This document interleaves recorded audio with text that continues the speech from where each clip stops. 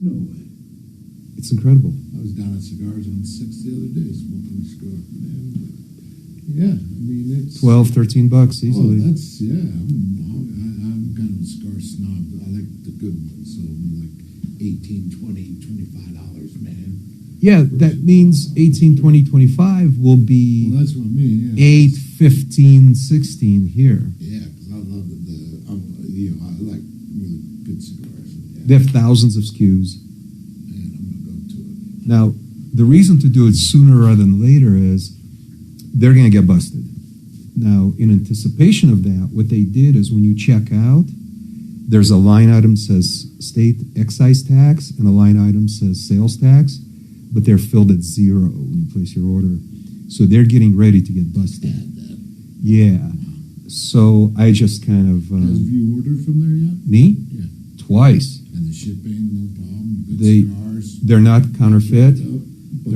They're fresh. They put them in 5-packs. And so they have the... And their little moisturizing packet is in each 5-pack. And like my last order was 2 weeks ago on a Sunday. It was in my mailbox on Thursday. That is great pricing. If I could get a Romeo and Juliet for $5, that would Well, be awesome. here's a pack I got in my... Yeah, I bought those back. This is Romeo at an 1875 Bully, which I think is a 6-inch cigar.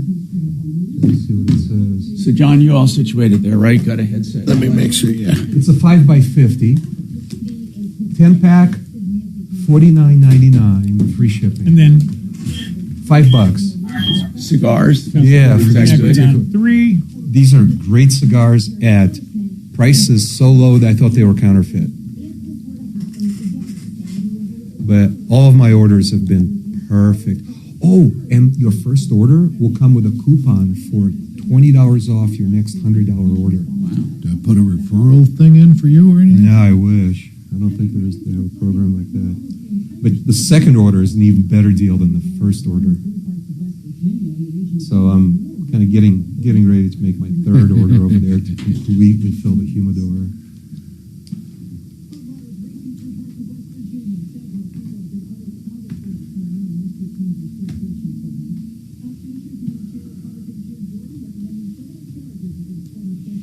And then my average price on the You illegal... abiding by the Denver water restrictions?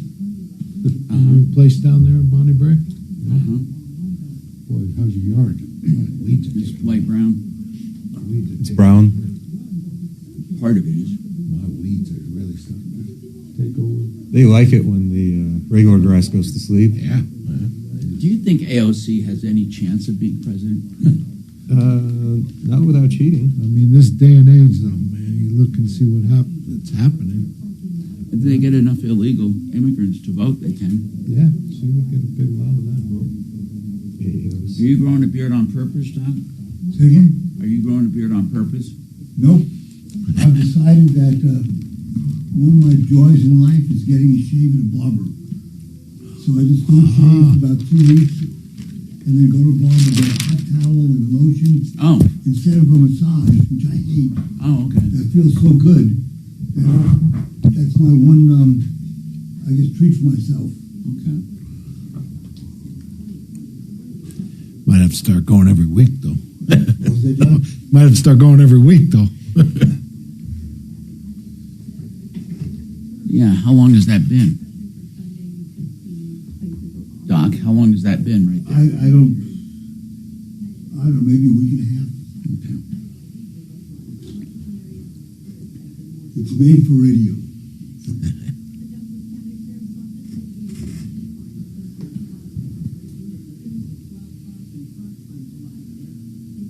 It's a better shot than we've ever had. John Kevin in his office in his garage, in his shop, has a humidor that's built out of one of those antique ice boxes. Yeah. He's got many hundreds of cigars in there. I took my car in there about a month ago. I said, I wish I would have known. I would have went back there. Yeah, he's big time into it.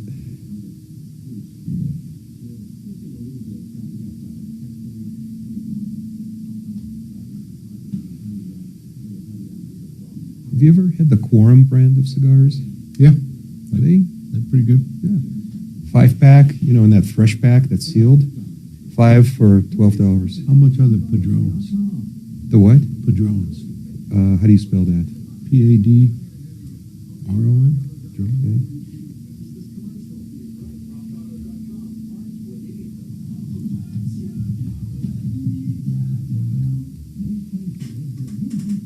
Oh, look at this. A 10-pack, before it showed me that result, a 10-pack of H. Upmann Toros, nice full-size cigar, $59.99, free shipping.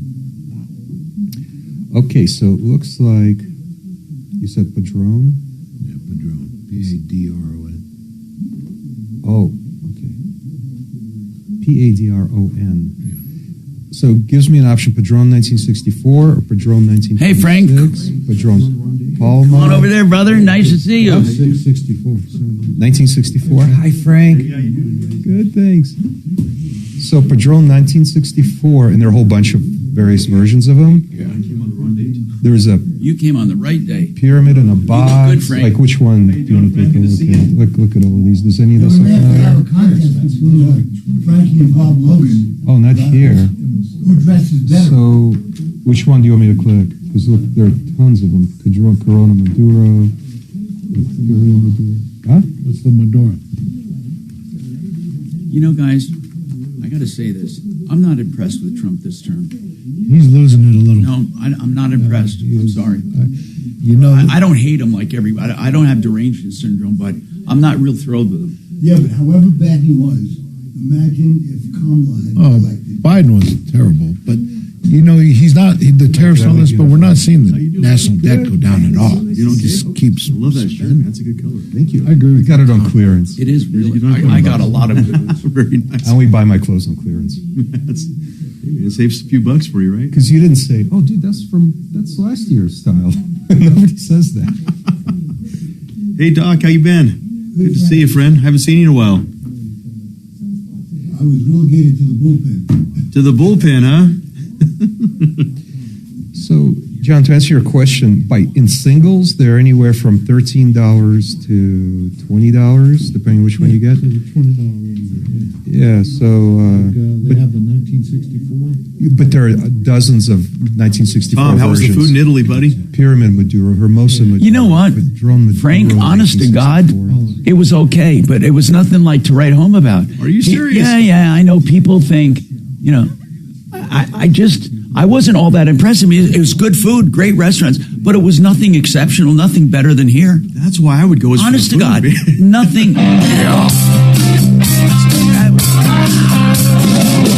Ripped off, bad news.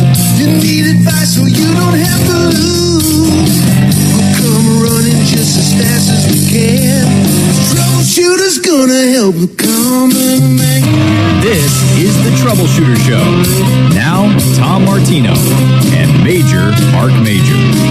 Hello, everyone. What's going on with you? We got the majors are out of town. We have in the studio Deputy D, Deputy Doc, and then two fine guests.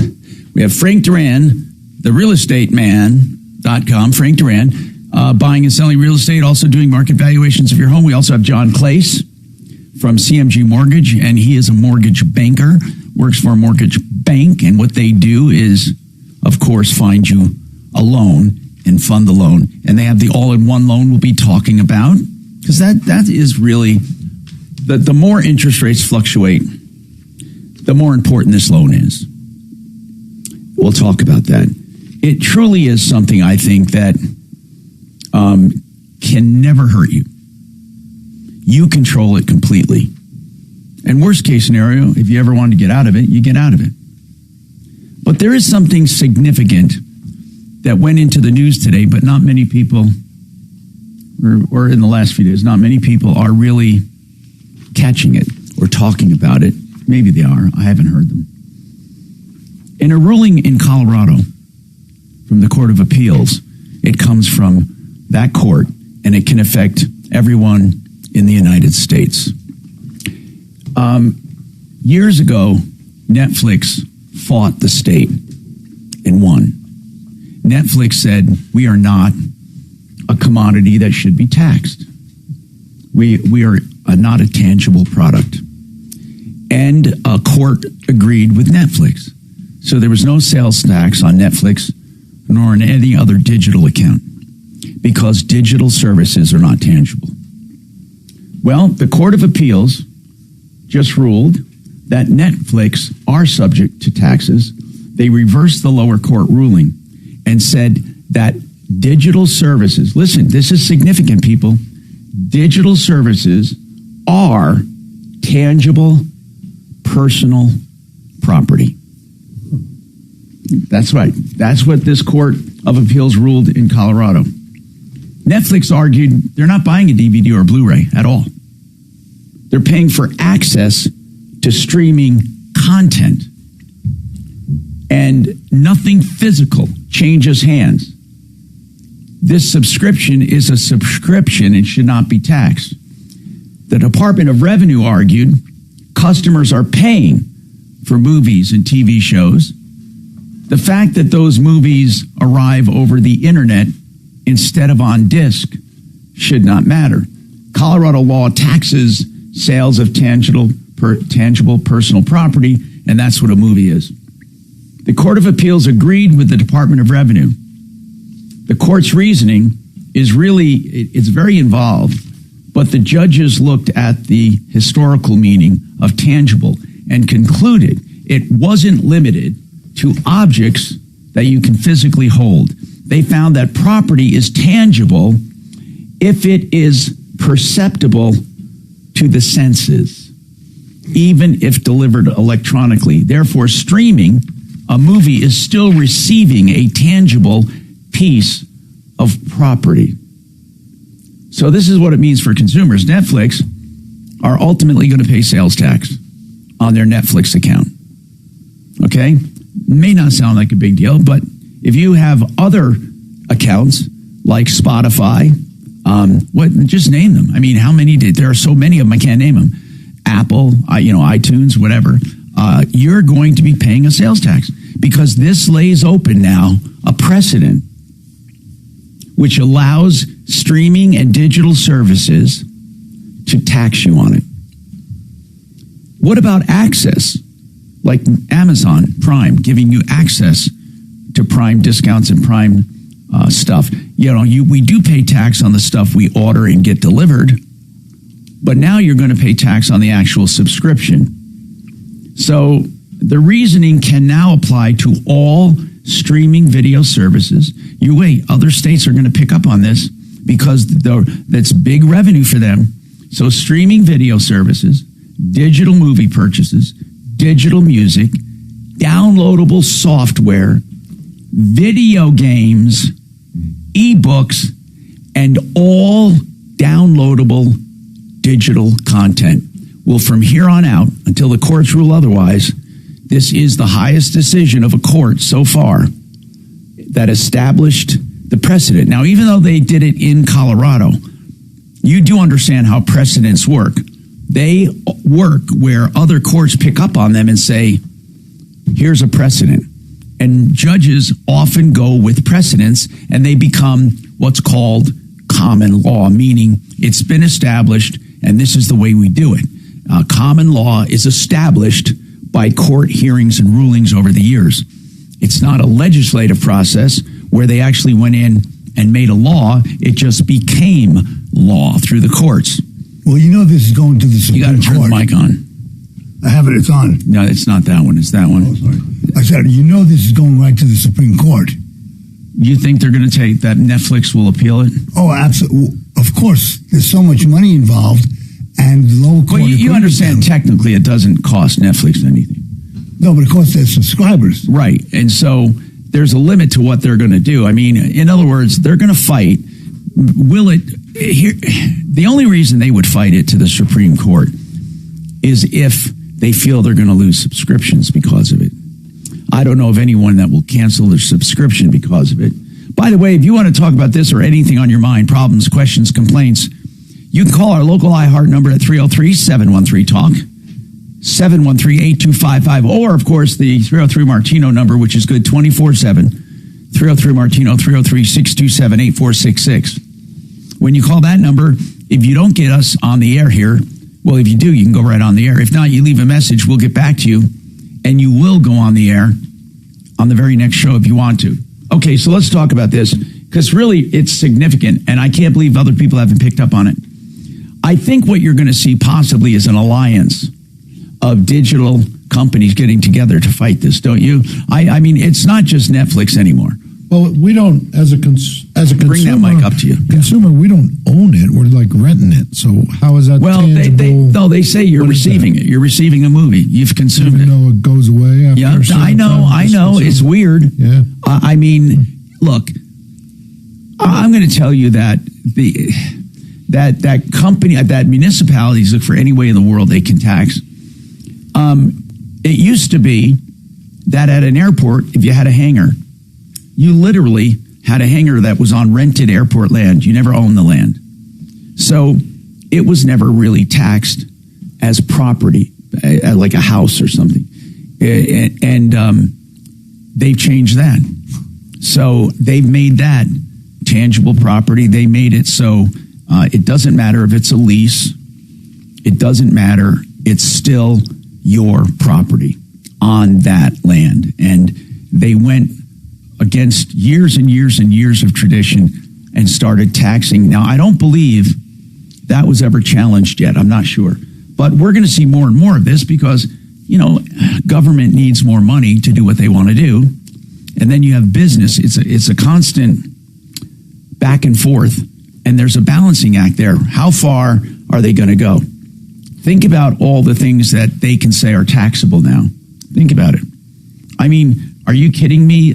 They're going to start taxing Xbox games. If you have a subscription to Xbox, you're going to pay a sales tax on it. But whether you agree or disagree, this is happening. The judges, by the way, it wasn't, I don't even think it was a split decision. Netflix is asking the Colorado Supreme Court to review the case. So before the regular Supreme Court, it goes to the Court of Appeals, then the Supreme Court of Colorado, right? You know that, right? Doc, you said the Supreme Court. It's Colorado Supreme Court. If the Supreme Court declines to review it, the Court of Appeals decision remains in effect. Right. Now, the Colorado legislature could also amend the tax law now to clarify it. So now you could have changes in laws, and then around the country, you could see changes in laws like this. So it's a significant development. Meanwhile, if you want to talk about real estate, you want to talk about loans, let's do it coming up. Or if you have any other questions, problems, or complaints, if someone lied to you, if someone ripped you off, if someone cheated you, give us a call. And I want to tell you about the very best water system at the best prices, waterpros.net. Spread that around, because first of all, you're crazy if you don't have a water system. Now, reverse osmosis at the kitchen sink, fully installed without a tank, is $1,800. A whole house water softener, $1,800. Whole house. So if you add them together, $3,600 to get you an entire system. You know that there are plumbers out there charging $15,000 and more for these systems. You can get it at waterpros.net. $3,600. 303-862. I'm sorry, 303-862-5554. More coming up. That's incredible, that story. It's just like... Hey, Frank. Where you going, Frank? You want water? I got to find a restroom and I got to find water. Do you know where the restroom is? Okay, good. And the water, if you go into our office, that little office, the refrigerator has bottles of water. Awesome. Thank you so much. Yeah, go get that.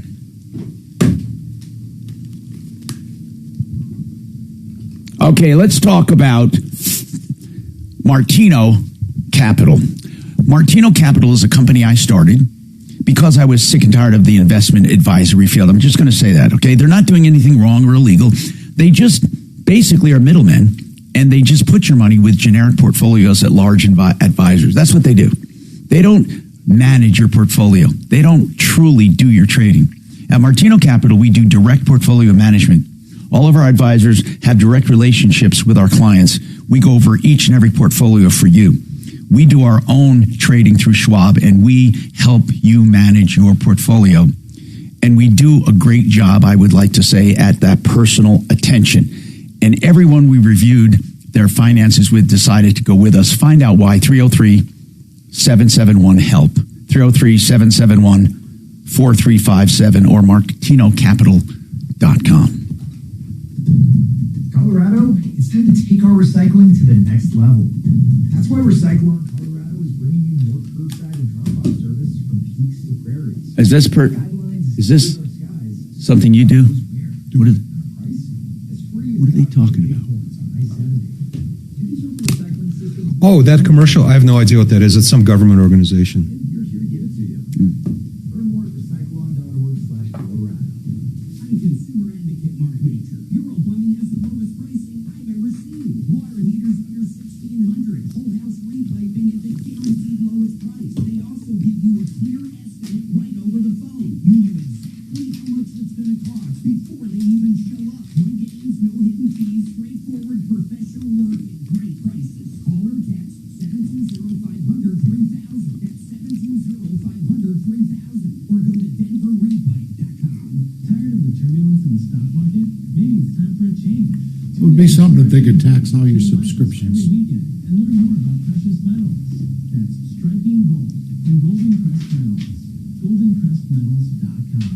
My name is Whitney Allen, and I'm a widow. My husband Ryan died. We never thought we'd ever have to use life insurance, but the unexpected happened. With Ethos, signing up was fast and 100% online. You can get a quote in seconds, apply in minutes, and get same-day coverage. No medical exams, and you can get up to $3 million worth of coverage. I'm grateful we will go there. Get your free quote at ethos.com/term. That's ethos.com/term. If you haven't switched to Pure Talk because you're not sure their coverage is every bit as reliable as Big Wireless, why not take them for a test drive? For a limited time, Pure Talk is offering any of their plans for just $15 a month for the first 3 months, including their top-tier unlimited data plan. No contracts, no commitments. Just a great deal on a high-speed network with unlimited data from an American wireless company. Dial pound 250, say Mike Rowe, and let the savings begin. In Colorado, you're no stranger to hail damage. That's why you need GenesisTotalExteriors.com. They do roofs, gutters, siding, stucco, windows, decks, and more. Let Genesis walk your property to give you a complete estimate, and they'll even help you file your insurance claims so you get it all covered. Think smart, think Genesis Total Exteriors on my referral list at referrallist.com or GenesisTotalExteriors.com. 303-679-8509. Facing a job loss? Considering a pension buyout, a severance package, or what to do with your 401k? Hi, I'm Linda Gardner, host of Your Money, Your Retirement, and I can help. 720-488-8604. That's 720-488-8604. You know what I don't like? Product pushers. Selling one brand and telling me I don't have a choice. I'm consumer advocate Tom Martino. That won't happen to you at Gravina's Window and Siding. 950 West Denver. 50 lines of windows. Multi-brands of siding and doors. More than 100,000 completed jobs. On my referral list, more than 20... Well, if Iran is begging us to make a deal, then why aren't we making a deal? That's what... Hi, I'm Gary Bell of the law firm of Bell & Pollock. Involved in a car crash? Injured? You should always call the police. If you want to know why, then listen to our Bell & Pollock Legal Injury Hub podcast on your favorite platform.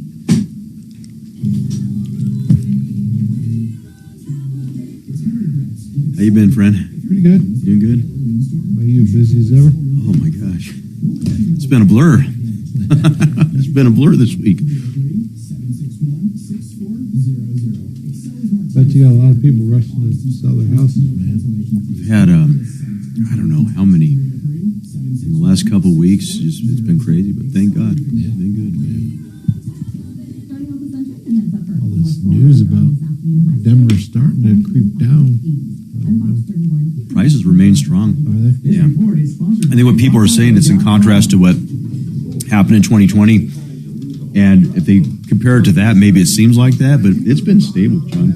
The only thing that's suffering is the attached market. Attached market's rough. Is that mainly because of HOAs? Hi, Tom Martino, your troubleshooter. If you ever want to find out about the Vestera way for being a landlord through Vestera, they're going to have, and I'll be there, a seminar on the, it is the 22nd of August. If you want to buy a house, and you want to do it in a market that's great and have somebody hold your hand through the process and help manage it and find renters and even take day-to-day phone calls, Vestera has a plan where they make people landlords, and then these landlords can make money when they sell their houses on the equity. And in fact, I have 4 houses with them, Vestera. If you want to find out more, go to this website for the next webinar, seminar, and you can call them directly too. MyBiggestReturn.com, MyBiggestReturn.com. And that number is 303-888-3788. And speaking of Vestera and mortgages, you could, don't you do rentals at CMG? Do you guys do non-owner occupied? We do a lot of investment properties, yes. We're becoming very popular. Okay, yep. So do you do the all-in-one loan with investment properties? We do now. So we do the all-in-one loan on investment properties. We'll go up to 75, meaning people have to put 25% down. But the 75% loan to value is great. It is. For a landlord. And then that all-in-one loan, my God, that could really help. And I'll explain what that is. We'll explain that all-in-one loan. And that's John Clayshire here talking from CMG Financial or CMG Mortgage. And they do reverse loans as well, non-owner occupied loans, regular conventional loans, whatever kind of loan you want.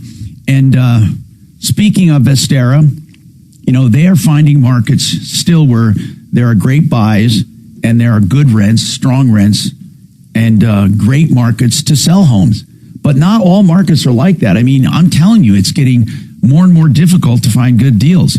I would venture to say, Frank Duran, therealestateman.com, that the rental market in Colorado, people are not buying for rentals anymore, are they? The people used to come to you and say, Frank, find us a house we can rent out, right? They wanted to be a landlord, or they wanted to fix and flip.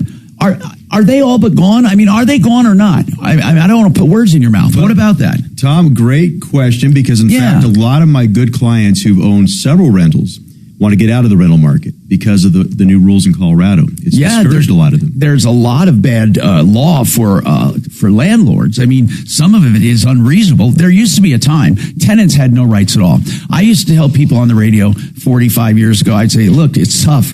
That's what I would say. It's tough. There's nothing to enforce.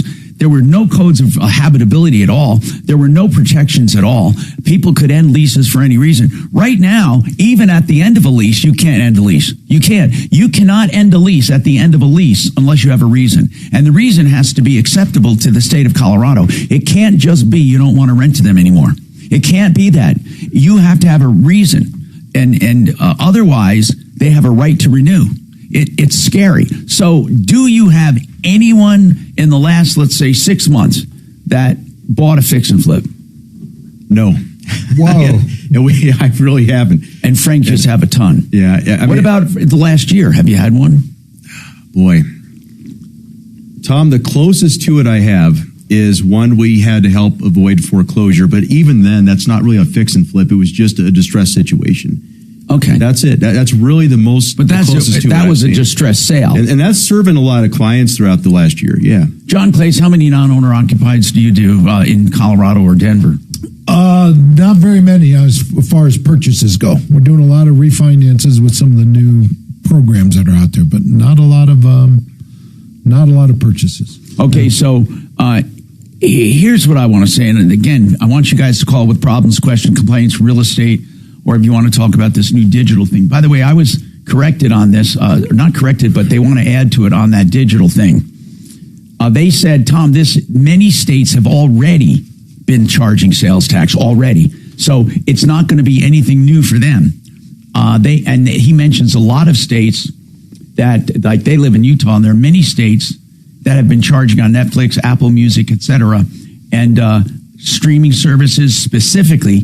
So there are streaming taxes actually, and states with general digital products, they've been charging on all of that, and then of course on Amazon purchases and all of that. So you see, Colorado's not the only one. I thought this was a precedent that would shake it up, but apparently other states have been getting away with it.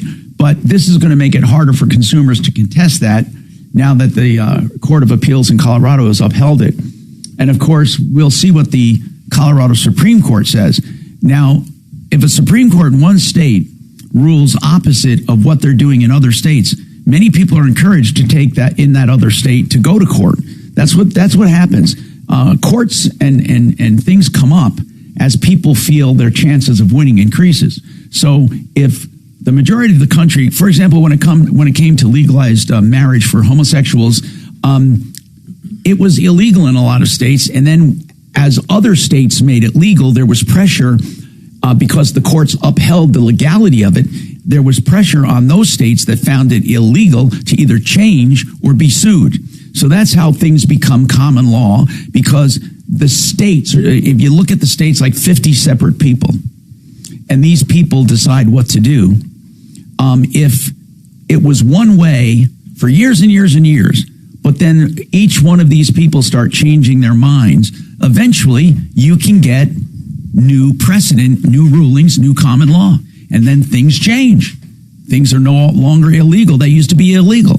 So I think this is a move toward taxing. I think why not tax your AI? If you subscribe to AI, that's for my God, I download and print that out. That's definitely property. Tom, why not start taxing services? Why not tax the plumber's time? Why not tax your surgeon's time, your doctor's time, your lawyer's time? Yeah. Why? Where is the line? I don't know why services. Well, right now, who knows? Municipalities, governments might be going for this eventually, where everything we do is going to be taxed, everything. Well, they're salivating at the thought. If they can tax a Netflix subscription, which is nothing but a service, you really get nothing tangible. You don't get to keep anything after you finish watching the movie. You don't. But why not tax your lawyer's product? Because at least there you get to keep something, a win, a loss, or a legal opinion printed on paper. So that's where this is going. Well, because providing it. Well, okay, here's the deal. If you have an opinion on this, you give us a call, but what's going to happen is they're going to do it. And then you have to fight it. That's usually what happens. Now, don't forget, government, they're elected by us, right? So, eventually they have to decide, is this popular or not as well? They can't do it just because they want to do it. And it's not like they're enriching their pockets personally. They're doing it because they want to tax and spend. So, speaking of real estate, Vestera, turnkey, rentals, real estate, mortgages, and all of that, how is the country doing, Frank, with real estate? What is the state of real estate, and what's the state of mortgage loans? In the mortgage industry, John, tons of people went out of business. You used to have a mortgage broker on every counter, a corner, and we used to have advertising here. There were so many advertisers, or in the marketplace, I should say. Now I don't hear anybody advertising. You advertise. Who else? I don't know anybody advertising. I don't know if American Mortgage still, they were a heavy advertiser. Are they still advertising? I don't hear Ideal Home Loans anymore. I don't hear, American may still be advertising. Who else do you hear advertising? I know Dave Szymanski, I don't know if he's still U.S. Mortgages, right? These are all legit businesses, been around a while. Do you hear any advertising? Not too much. I hear some of that American Finance do it on seconds, like HELOCs and stuff. But, everybody was expecting the rates to drop down a little bit, and they just have not. And I don't think they're going to for a little while. We might have to get used to a new normal. Well, I think we definitely do. Because, when they were around 3%, okay, then 4%, that wasn't normal. It wasn't normal, and the thing that happened is it would go to 4, and then it would go to 3.5. So people were constantly refinancing and not realizing the cost of refinancing. No, I know. It was like they do it all the time, and that's one thing I know you always talk about. The all-in-one loan is you don't really have to refinance again. So it's a fantastic not with the all-in-one loan, and like I say, we'll talk about that. But the state of mortgages around the country very slow, right? Slow. This week we went from an average rate of 6.5 to 6.75. And that hurts. Every quarter point hurts, doesn't it? It does. It slows the market down. Frank can probably speak to that. What will the new normal be? Will the new normal be 4.5, 5, 6? If we get into the 5s, that would be the normal. But hovering. What would cause a good injection of energy and commerce into the marketplace? What, 5%? 5%. That would be. People would go crazy with 5%. They would. That would spark it pretty good. If you got into the 4s, it would really take off. But 5% would do it. Well, But as far as a new norm goes, 5 might be too low. I think so. Yeah. Do you think it'll ever get to 6%? Yeah, I think we were at, even beginning of this year, you could get 6.25. We touched 5.99. So I do think 5.75, 6%, somewhere right in there will probably become the new normal. Okay, so I want to talk about the all-in-one loan. Then I want to ask Frank about the state of real estate around the country, because that tells us something about the economy. And then I want to talk about the economy and how it's affecting us. People say it's good, people say it's bad. What is it? It's how the economy, by the way, I call perceptionomics. It's what you feel about the economy that counts. It doesn't matter what anyone else thinks. If you're doing bad, you're doing bad. I want to know how many people think they're doing good, how many people think they're doing bad. Coming up on the Troubleshooter Show, 303-713-TALK. RenewHomeInnovations.com will give you beautiful, custom-made walk-in showers with Italian porcelain that they import. Italian porcelain from Italy. They are direct importers, and they do such a great job. And by the way, they have the best prices for those. They can do them in 2 or 3 days, and you don't pay for a year. No interest, no payments. RenewHomeInnovations.com, 303-904-2000. So your case is going to be interesting, Tom? What's that, sir? Your case, I'm really interested in seeing this. Yeah. A pilot in Alaska had a 6-pack of beer in a place. I think a passenger brought it on his plane, and it's illegal to have in whatever. And they took his $95,000 plane as civil forfeiture, and now it's going to the Supreme Court because. Right. That's what Colorado used to do, or they still do. Right, but this may set a precedent because a 6-pack is. Yeah, but the owner of the airplane had nothing to do with it. Doesn't matter. It was in his plane. I know, but the point is, what state's doing that? Alaska. They think it's unreasonable to. Of course, it's unreasonable. So the Supreme Court's going to hear it. Okay.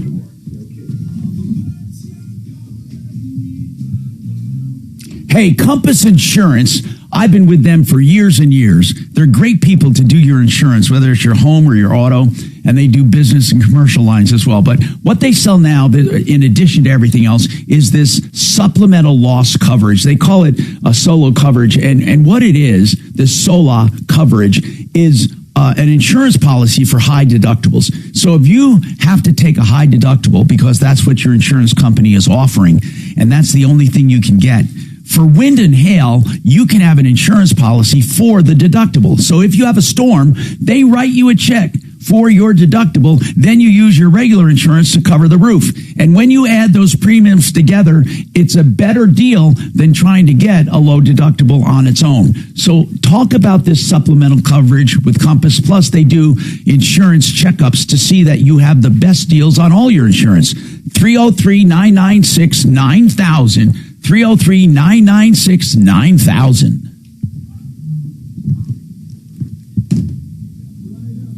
That's interesting, but the reasonableness it's the whole principle. Like, that plane was not involved in the crime. Right. But what they're not denying that. What they're denying is the unreasonable. No, I get that part. Yeah, I get that. Yeah. I think it's unreasonable, though, not because it was a 6-pack. It was unreasonable because that aircraft had nothing. The whole nuisance abatement in the beginning was meant to do away with the tools of the trade. Right. Or ill-gotten gains. Exactly. But these drug dealers didn't own the plane. But what they're going on is that the punishment didn't fit the crime. Right. No, I get it.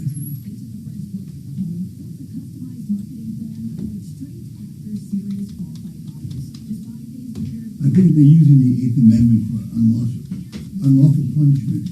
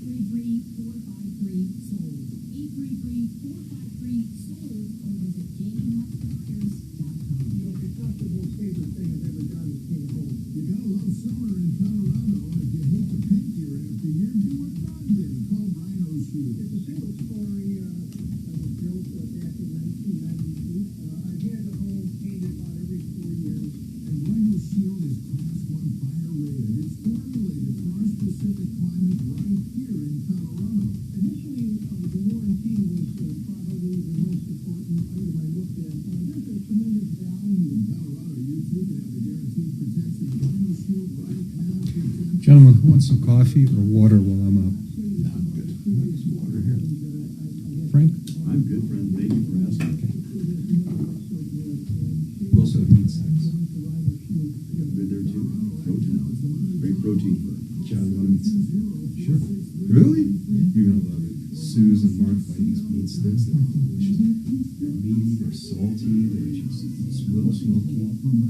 High protein. Tom, would you like a meat stick? No. Oh, okay. Did you say okay? Yeah. Great.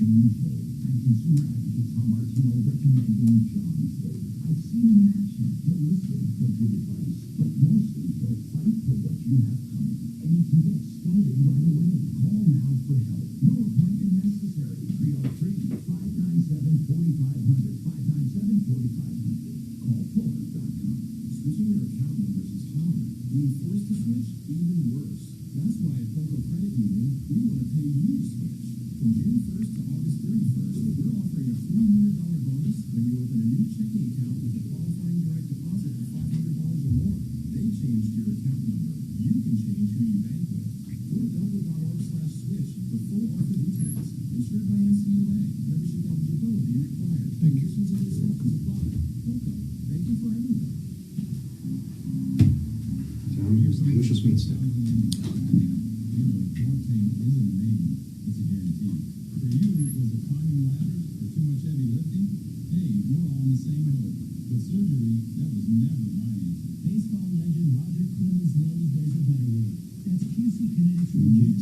That's funny. Meat stick.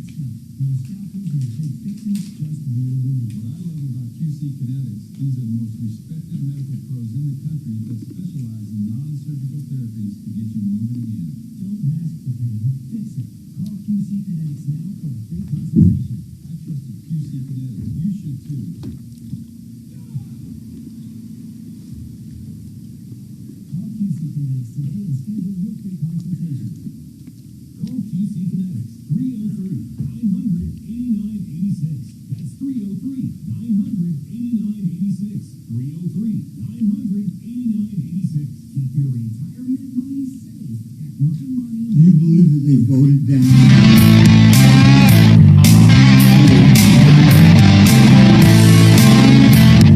Hi, Tom Martino here. Welcome to the show, 303-713-TALK. Get your calls in. And I want to tell you about Apple Heating and Air, Apple Air. That's air with an E, appleair.com. Family owned and operated since 1988. 12-year parts and labor warranty, 6 years replacements with no questions asked instead of fixing, they will replace. And that is appleair.com. Okay, we love companies with heritage. By the way, Frank Duran, the real estate man, has some heritage. He's been around 30 years. I remember. I was there with him in the beginning. Business activity, real estate around the country. What's it doing right now? Buyers are still I'll buying. turn your mic on there. Buyers are still buying. Okay, we don't have his mic on the board, or what? It's on or not? Is it on? Go ahead. Okay. No, I can't hear you. So, How about now? yeah, I can hear you. Go ahead. Yeah, Tom, buyers are still buying. In fact, we closed or put under contract a little over 30 homes in the last 5 weeks alone. So homes are moving. The struggle is the attached market. And when I talk to people that are selling a So condominium, single-family homes are not. You don't notice a change. It's right back to normal. it's still buyers are still out there, Tom. It's not what we saw in 2020 by no means, but Okay. prices remain pretty stable because the median price is up slightly, 616,000. So we're seeing a strength in the single family market. The challenge is the attached market. I can't believe that a median price, 616,000. How are people affording houses? No, seriously, how are they affording houses?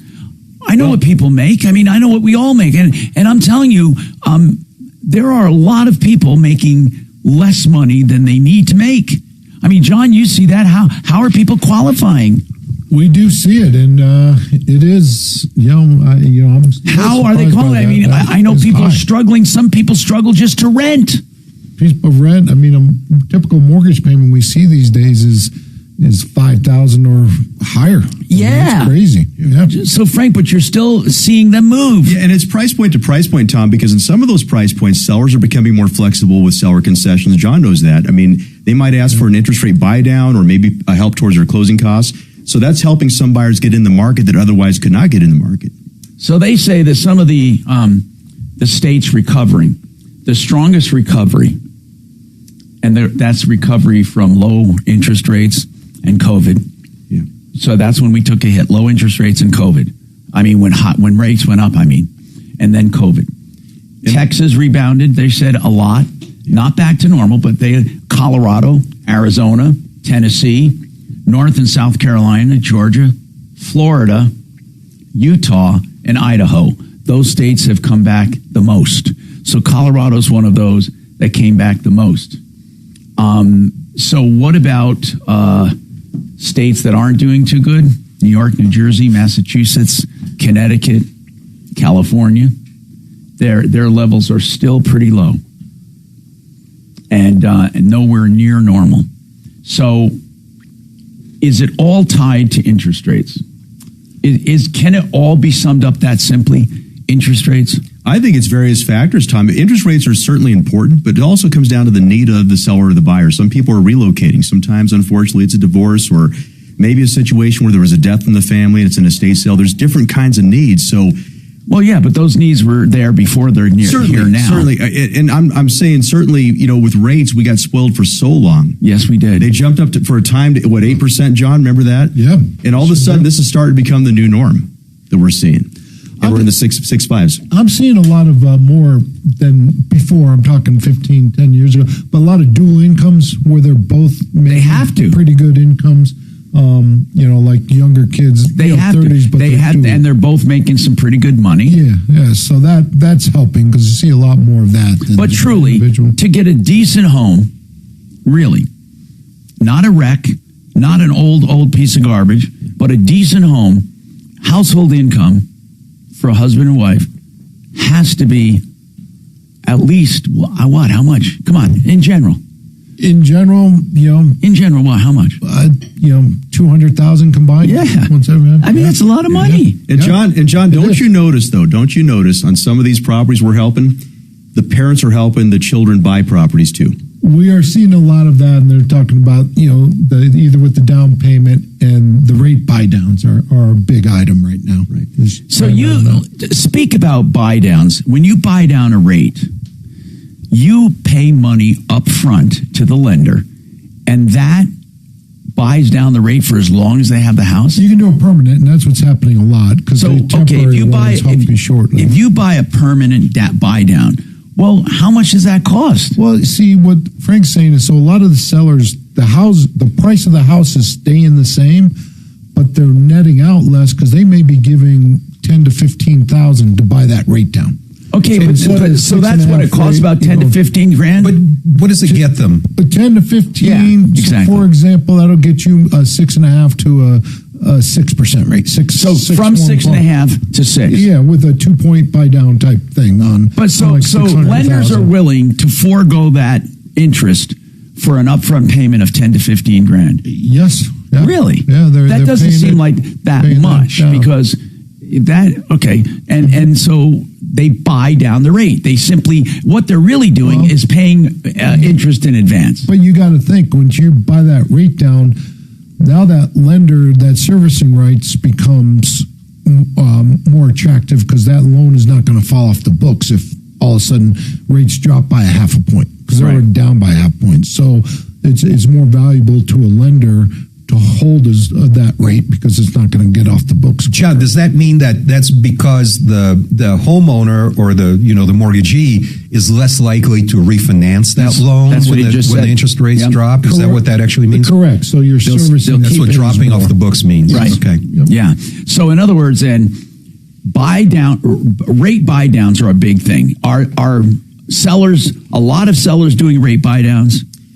I wouldn't say a lot of them, but it is price point to price point, Tom. Like the higher end properties, I don't see that as much, but maybe those middle properties, 400,000, 500,000, 600,000, I see a little bit more of that. Of the buy downs. But what I'm hearing is the most they buy it down is they have a point, right? Oh yeah. It gets expensive. So what does a half a point do for God? They can't do that much. No, but it can. Is it psychological? Tip you, psychological, and they're buying down the rate. You're going to only have 6 instead of 6.5. Well, no, really, Frank. Does that make a difference when somebody hears that? It can make a huge difference, Tom. On top of that, sometimes they're just asking for their closing costs to be paid, just to get them in the door for the property. How much is that? I think it varies sometimes, Dimitri, anywhere, 5, 6, sometimes up to 10,000, sometimes a little more. Yeah, 6 to 10 grand. We're seeing that a lot too, but closing costs. Yeah. Yep.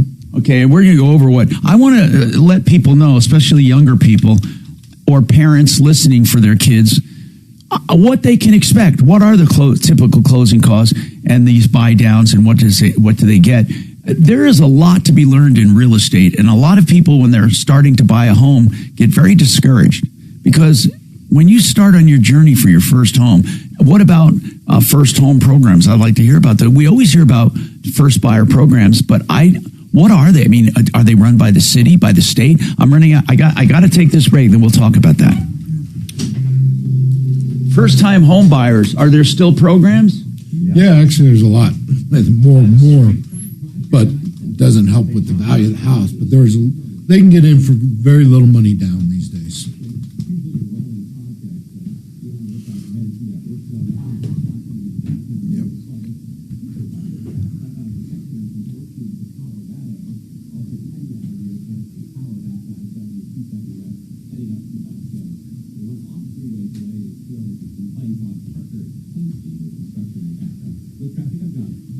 This report is sponsored by RockAuto.com.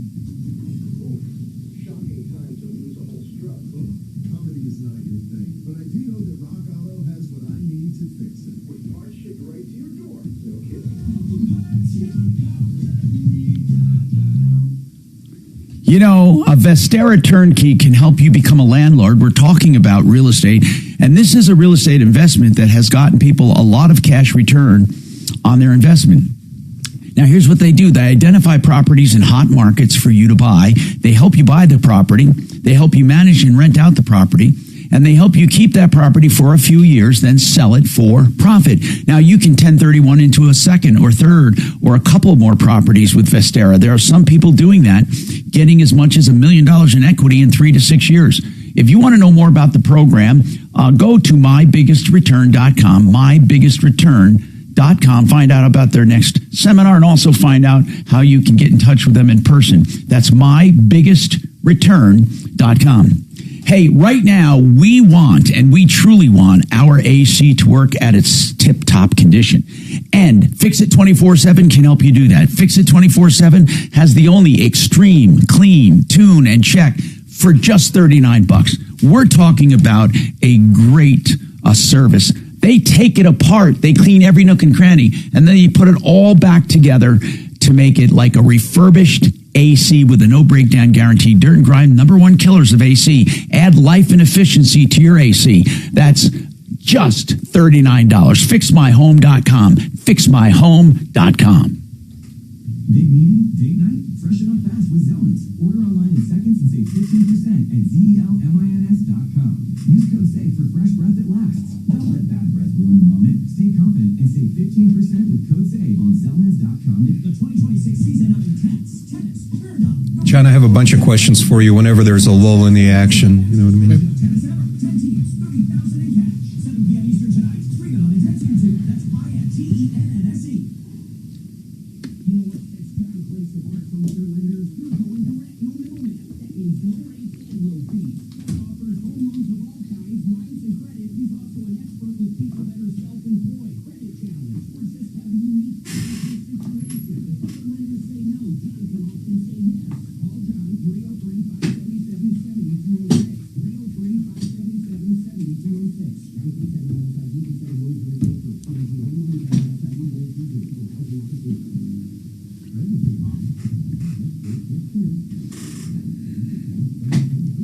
it. John, is Rocky Patel a good brand of cigars? You got to try that. They're offering the special on 5 cigars for $11. The Rocky Patel's very good. I'm going to roll the dice. $2 cigar? What's there to lose? He was, for a while there, he was really big. I want to say he has some ties to Colorado, but I'm not sure. Really?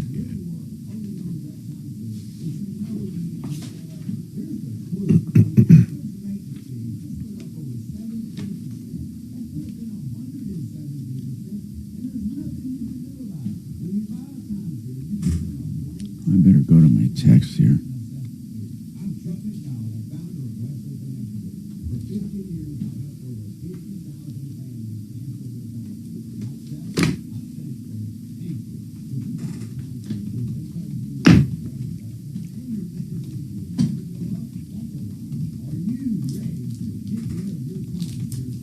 What do you think your average age of your home buyer is?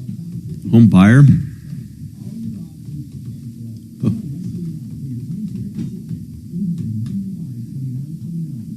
I know it's gone way up.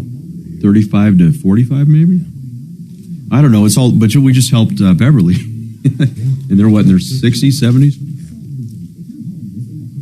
What do you think of the meat stick? Good. Yeah, Frank. Okay, I better put that. Like that. And I just sent you another one, John. I don't know if they've reached out. I cannot think of her name now, but I did give your name out again. You still work with Emily Remsley?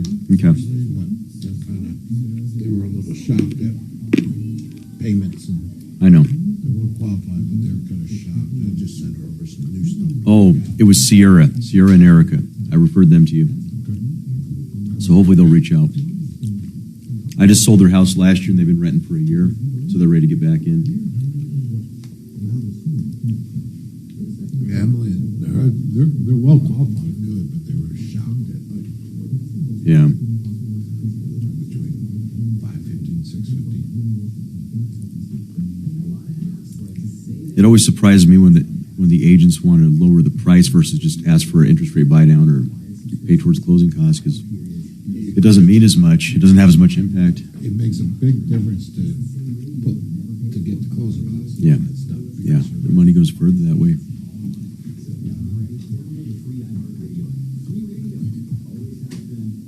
Frank, I cannot believe how much closing costs are. Yeah. How much what? Closing costs are. Did you hear what he said? $8,000. I'm Tom Martino, your troubleshooter. By the way, denverregen.com. That's all you have to remember. denverregen.com. Please check them out for stem cell therapy that really works. I've had it done. I've had friends. I referred to them. They're great people. denverregen.com. Now, by the way, when I say Denver Regen, what they'll do is they'll talk to you free of charge. So ask your questions, and then if you send them imaging, they can work off of that, or order imaging, and then they go right to work. And I'm telling you, I had some back pain that was second to none. It was terrible, and it took it away. denverregen.com. When I talk about sponsors, there's something you need to know in general. This show really doesn't make a distinction between commercials and programming, meaning that the ads have to be congruent with us. Not ripoffs, not liars, not cheaters. They have to be good, genuine people. And as everyone will attest when they get to know me, we know our sponsors. I mean, we have relationships and friendships and associations with all of our sponsors, and we call on them to solve problems for consumers. How many times have we called on Frank Duran to check out this deal? Frank, does this make sense? Did somebody do something wrong? Can you tell us what's going on? Just as an objective observer. We also have done that with John Clace on loans. John, is somebody putting this person together? Is this reverse loan ridiculous, or is it okay? We've used Excel Roofing to look at roofs. I've used Paul the Waterman to check out at waterpros.net to check out plumbing jobs and hard water jobs and systems that were put in that were terrible. And he gives us an unbiased opinion. Truly, Apple Air, they've checked out places for us, Air with E. So Dan McKenzie about wills and probate. How many times have we had Dan on about wills and probate and people having issues with their estate plan? So we have a unique thing that no other place in media has. That's why I coined this phrase years ago, media with a purpose. In other words, not just the programming, but the people involved. So we're going to be talking about the economy, business activity, real estate around the country, buy downs, and then something that I want to talk to you about, home buyers, called amortized costs. We'll talk about first-time home buying programs and if we are in for a market adjustment. And what is a market adjustment coming up? You working with a Julie Martinez? Can't stand when a little screw drops out of nowhere and you don't know. It doesn't ring a bell. Maybe, It literally just dropped out of nowhere. I mean, it just was. Wow. I heard a little. I heard this. Okay. That's annoying. That's disturbing. Okay. I'll tell you where it's really disturbing in my cockpit. Remember, but Yeah. Getting a divorce, not divorce. okay. Well, if we need to do something, John, just let me know. It's Well, guys, not ringing a getting bell, out but of that doesn't mean we aviation. haven't talked. What? Getting out of aviation. Oh, you are? You're selling your helicopter and plane? And my hangar. I just. What's the market like? It's okay. It's excellent, actually. How long does it take to liquidate all that stuff and pocket the cash? Well, the helicopter will go quickest, and that will be. You can sell that helicopter in the next 30 to 60 days, and everything complete. Yeah. Then the airplanes will take a little longer. They're specialized little airplanes. The hangar will go right. I put the hangar up last because that'll be a few days. Sure. A few days? There are no hangars. Wow. There's nothing available. If you want one, you can't have one. You got to build one, and to build them are way over. Oh my God! Just to build one standalone, beautiful hangar is $1.5 million at least. To buy them, so my hangar will go last, and then I'll go for the most. Not for the most, but that'll go quickest. And I have so much I have so many tools and so much stuff that has to get disposed of. But I have more than. I got about 1.5 or a little more wrapped up in all this shit. Just the tools or including the aircraft? Package? Oh, everything, yeah. 1.5. So. Somebody come in and buy the whole thing? No, because you'd have to be a helicopter pilot, regular pilot. You'd have to. But my tools alone, oh my, I'm beautiful. My toolbox is probably $5,000. But I have. I'm never gonna do what I used to do. I used to go down and work. I would spend a whole day working on shit and building stuff, and I just don't have it in me. I mean, I love it, but not as much as I used to. And then there used to be people that came that would be at their hangars. It was like a community. Sure. Everybody's fucking getting old enough, and it's too expensive for young people to get involved. Yeah. It's just too expensive. Hey, D, if I want to serve somebody, do I need their address? What information do I need to file the small claims? Okay, well, there are two questions there. Okay. So if you need to serve someone, you need to know where they are. Excuse me? If you need to serve someone, you just need to know where they can be found. Work, home, at the pool, whatever. Golf You would course. need their address for the action or not. Yeah, it could be at work, could be at home. So you need their address in order to get the subpoena, right? Well, there's no subpoena, it's a summons. A summons. The summons. So when you Yeah. fill out the summons, do you use their address? Yeah, Name and oh address? yeah. Either work address or, usually I just always use home address for the lawsuit because that's where they can get all the mail. But I use their work address for the summons. So, Doc, look up a form called JDF 250. JDF 250. It has all that information on it. Okay. Thank you. Fill out all of those blanks, and that's all you need. Then you show up at the courthouse with a check or a credit card. You can't file online, right? Only lawyers can do Do that. they do that to cut down on the number of filings, you think? I think they just think that, well, rightfully so, people like me would file shit erroneously, wrong forms, in error, so they don't want to mess up that system. Maybe people unlike you. Well, yeah, self-represented parties. Yeah. So that's why you file it by mail or in person. I file a lot of stuff by mail. The initial lawsuit is filed in person. All my motions, responses, filings, By mail. they're all done by mail. I mail them to the courthouse and I mail them to the opposing party. Are they pretty efficient at looking at those? Oh, yeah, they get filed. And then I follow it on the electronic system. So my mail might get there, let's say, in 3 So days. you can follow up online. You just can't do things online. No, I can't file anything online. I can just read online. That's what I meant. You can see everything. I can make sure my stuff got filed in the right case.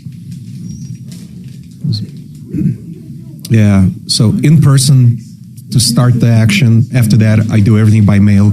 Oh, and email. Some courts accept filings by email from me. So I'll just email it to the clerk, or sometimes to the courtroom itself, depending on that courtroom. They'll read it, make sure that I'm filing the correct document, and then they'll file it into the case, and then I'll see it appear on the e-file So you system. don't have to go in person for that. the initial lawsuit is always in person. Everything after that is by email or mail. I don't show up to file a motion, like for summary judgment, for example. As far as the initial lawsuit, did they look at it? Oh, yeah. Yeah, the girl... Ever reject it? No. One girl tried to reject it because I was filing a lawsuit under federal law in Denver County. And she says, well, you got to go to federal court. And I said, no, ma'am, I can file this in any court of competent jurisdiction. She says, no, you're suing under a federal statute. Yeah, and I said, well, if we're going to have a venue hearing about this right now, shouldn't we at least invite the judge? And she says, okay, I'll file it.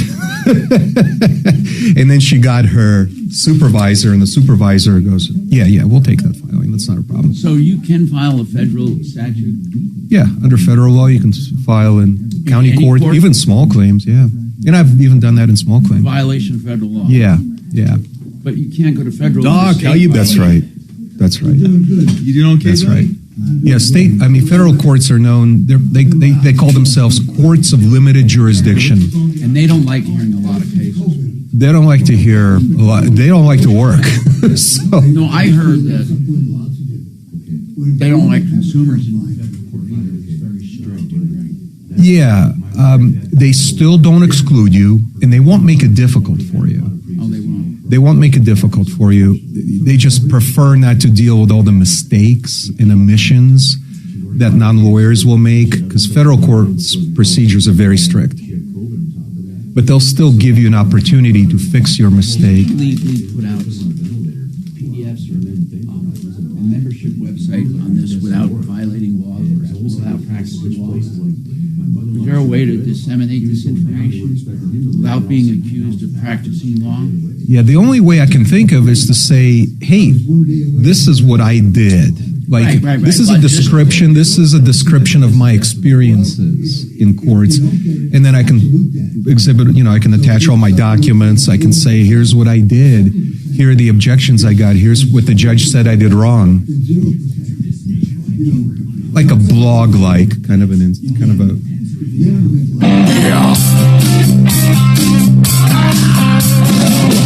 Ripped off, bad news.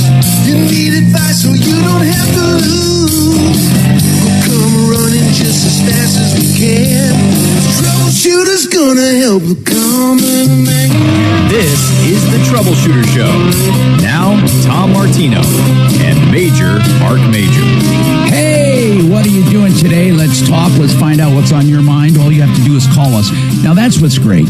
I use media with a purpose because that's what it is. If you call 303-MARTINO 24/7, leave a message, we promise we will call you back. You leave your phone, we'll call you back, and we'll get to the bottom of it. This hour brought to you by Water Pros, the best water system you can get. This whole house condition. It's for softening and for drinking water. $3,600 combined. It's unbelievable. Or if you just want the whole house softening, it's $1,800 fully installed. These are why while supplies last at waterpros.net. The best systems, the lowest prices, bar none. 303-862-5554. Frank Duran, the real estate man's in the house today. We're talking real estate. We also have John Clay, CMG Financial, talking mortgages. We have a lot of, I took a lot of my texts. Here's what I do, guys, when you text me. I take a lot of the texts and just paraphrase some of the questioning because some of them are similar. But somebody did want to talk about they were waiting to buy because they always hear there's got to be a market adjustment, rates, prices are too high. What I want to know is, does that ever happen? Do we ever have market adjustments where prices go down again? In other words, do they go down and then back up again and down and back up? Or do they go up, up, up, down just a little, then up, up, up, down? In other words, like a sawtooth going up. Or do they ever come really, really down where you can find some buys again? You know, I don't know. How does it work over the years, Frank? Hey, so Tom, if you notice that graph I just gave you? Yes. Now notice the only time we really saw a downturn in the market, and this was basically mortgage driven, was around that 2008 to 2011 period.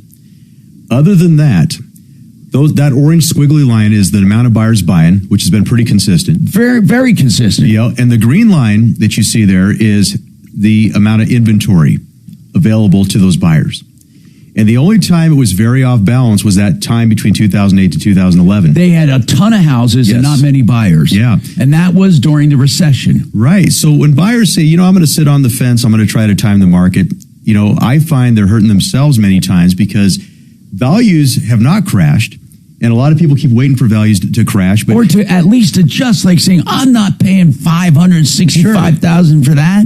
And we're seeing more of a recalibration, if anything else. But if you look at that graph, it's been very steady besides that one period. So are you saying, Frank, if I bought a home right now, a starter home, or help my daughter buy a starter home, we won't get burned?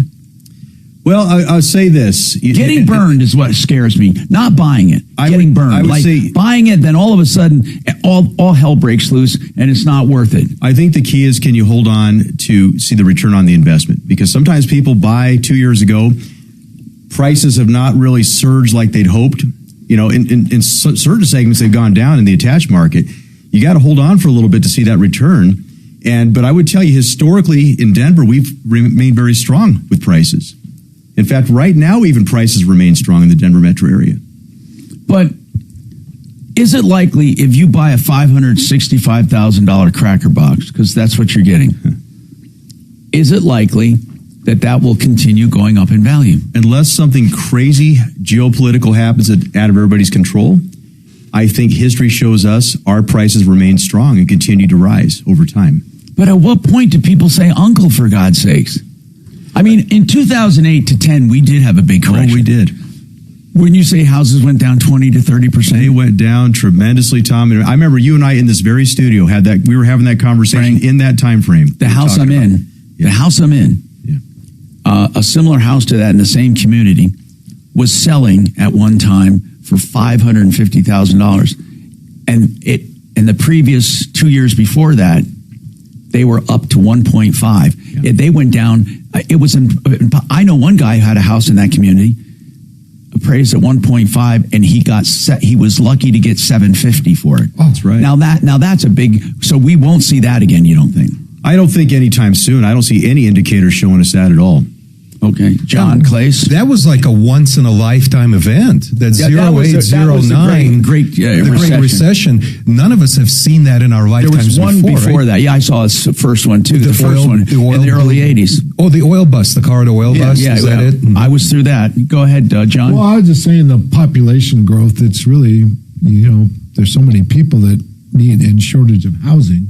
But there's got to be income and jobs. But okay, so you're telling me don't wait for a market adjustment. Is that the message we're saying? Don't wait for a market adjustment. Well, I think if we looked over even the last 5 years, Tom, people that have been waiting and waiting and waiting, just pay more. Prices keep going up. So the idea is if you can get in now, secure it, maybe negotiate a good interest rate. But a lot of these sellers are more flexible now to pay down that interest rate now. You secure it. Down the road, rates drop, you refinance. I think you're better off that way than continue to sit on the fence and waiting and watching. Okay, so as far as market adjustments, and I must have had 5 or 6 inquiries, as far as market adjustments, my people are saying, look, there might be minor adjustments here and there, but don't sit on the fence. That's the message. First-time buyer home programs, got 2 on that. What are first-time home buyer? What exactly are they? What do they mean? And how do I find it? Do I call up the number and say, hello, is this the first-time buyer hotline? I mean, what is a first-time buying program, Frank? If somebody comes to you and says, this is my first home, what do you tell them is around? Talk to their parents. So, yeah, talk to your parents, right, Doc? Yeah, I mean, there's different programs like the Chaffa loans, and even you could put as little as, I believe, $1,000 down, John, is that right, out of pocket, where... You can with the Colorado Housing Authority. The Colorado Housing Authority. So who do they talk to about this? Their lender, John Clace, or their broker, Frank Duran? The first thing I do is I get them in touch with a credible lender like John, somebody that can give them a good blueprint of how to start the process. Then we step in and do our side of it, which is the real estate side, but always get with a good, credible lender that knows what they're doing. So, John, a first-time home buyer comes to you. What is the first thing you do? Basically, first-time home buyers are basically qualified off of income, checked income. Then you check the area they're looking for. Yes. And then we'll kind of see different programs. The Chaffa program is one of the best. And what does Chaffa allow for? Colorado Housing Authority will they basically, like Frank said, with as little as $1,000 down. So what they're doing is they're giving you a down payment. For example, they'll give you 3 to 5%, and they call it a silent second, meaning they're putting in the down payment. You're just putting $1,000, and then you don't have to pay that back unless you sell that house within 5 years. You don't sell that house 5 years, it goes away. Wait, and how much is that? How much are they actually contributing to your down payment, which you never have to pay back? That's phenomenal. Well, we're doing loans up to like 97%, so there's only 3% down or 5%. Yeah, but that's a lot of money. 3% down. Good. Oh yeah, and then you got Freddie Mac, Borrow Smart. So they'll they're give you up to basically giving you a down payment. Giving you a down payment. That's a miracle. And there's a lot of programs out there that do that. Okay. John, when I looked into first-time homebuyer programs, it seems like they're actually technically open to people who even owned a home before.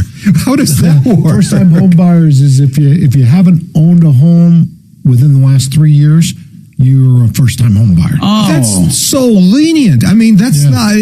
They should be renamed because a million more people would be going for these programs. Is that the only first-time program, the down payment assistance? Not at all. There's so many of them. Each city has one. But it all boils down to help with the down payment. Help with the down payment. Not with the interest rate. No, it's more help with the down payment and lower your mortgage insurance cost. How do they lower your mortgage insurance? Because they're backing some of the loans, so it takes a little bit less off the lender. So your payments are lower. Payments are a little bit lower, yes. Yeah. So if I sell my home right now, rent a place for 3 years, then come in as a first-time home buyer, that free down payment is going to pay for all my rent for the previous 3 years if I do it right. And listen to this one. If you don't, how about is it income predicated or just first-time home buyer? There's both. So that's where we come in and kind of just see where we're at, because a lot of them are medium income. So like Denver, you can make up to $110,000, I think it is right now, and still qualify for all their income programs. Some have no income restrictions. Some are depending on where you want to buy, but there are down payment assistance. Okay. So that's what we look at. Can you stack a bunch of those? Yeah, you can't really stack on top. You can do one or two, but no, you can't. But it's mainly down payments. So if you have parents that want to gift you the down payment, there's no reason to have that. Correct. It's down payment. Is really there are no assistance with payments or with interest rates. No, it's down payment or any artificially low housing. So there's like areas like low income housing. Mm-hmm. So and I don't mean beat up projects. I mean low income housing. They do have that. It's called restricted deed housing in Denver. But they also go on top of that, especially a lot of banks. But Chase, so they'll call up and they give us an address that they're looking at, or we'll deal with a realtor. We'll put it in our system, and it tells us if it qualifies for a community lending program, which is no income restrictions, and you get a little bit lower interest rate. And there's properties in downtown Denver that qualify because they want the redevelopment, and you'd be surprised. So they give you a low interest rate. They give you a little bit lower interest rate, and and it's not income. It's not income driven. What's that called? It's a community one, community plus. So it's really where. And you know about those? We do, and the banks have a mandate to where if they're going to get federal money for everything, they have to lend X amount of their portfolio to these community redevelopment properties. You know about those, Frank? Yeah. Absolutely. We don't use them as much, but certainly we tell people and say, hey, check into all these options. All right. By the way, McKenzie Law Firm, we talked a little bit about where I said, they will keep you out of probate, or if you're going through probate, or you want a will, or you want a trust, or you want a combination. I want you to know that I'm going to him, and I waited way too long. Please don't wait as long as I did, plus go through cancer. That's crazy. But he's doing my estate plan, and he can do yours with a will, with a trust, with one, just a will or a combination. And they sit down with you, and they put someone in charge of your estate, and they work with you from beginning to end. 833-CO plans. Don't wait for this. 833-CO plans. And he is live and local. That just sounds national, but it's local. 833-CO plans.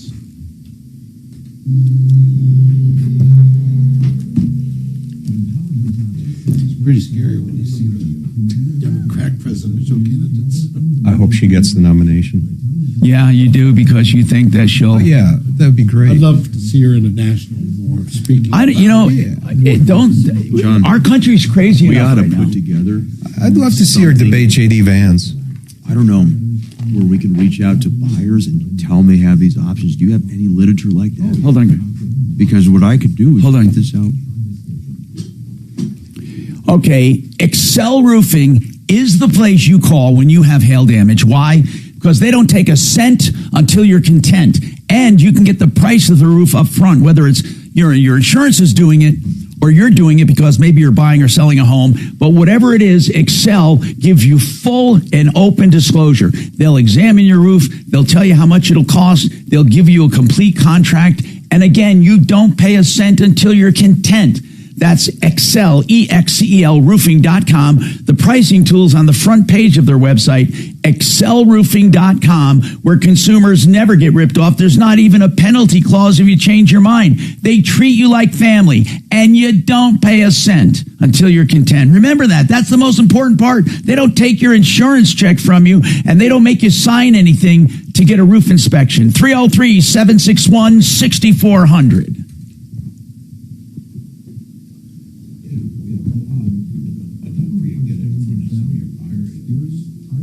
Yeah, I think because I get questions like that all the time, and I think if we had something to give them tangible, this bubbly's kind of breaks down different programs that could be.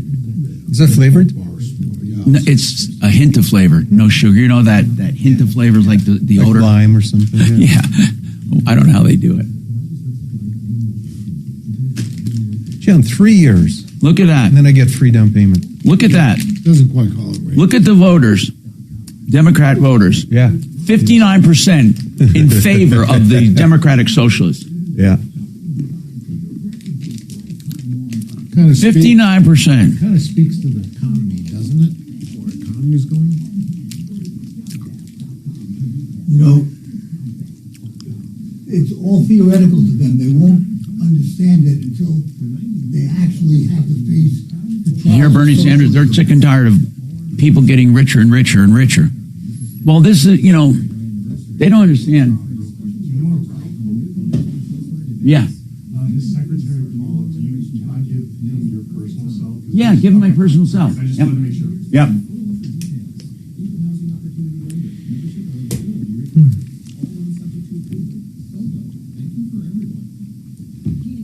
John, at Meat Fest, when the sun goes down, it turns into whiskey and cigars. So, Meat Fest. I told you guys about Meat They Fest. said weed fest. Meat Fest. Yeah, so you'll get another invitation to Meat Fest this year. It's coming up in about a month and a half. It's in, Where they do that. Can you, man, socialism, communism, they're all crazy. Because they don't, it's all theoretic at this point because John, another good they topic really too haven't is when enacted somebody's selling a significant home, socialist but they're I know. going to buy, I know. but they don't want to sell their home before they buy. They will So they realize could borrow how against their ridiculous equity. Don't you guys have a program like that? We do. It's not fantastic, but it does. They got to be there. But yeah, we do. Yeah, definitely. What's not good about it? Do you think we're not Well, there's fantastic? some extra cost. They're gonna incur just the original cost. Okay.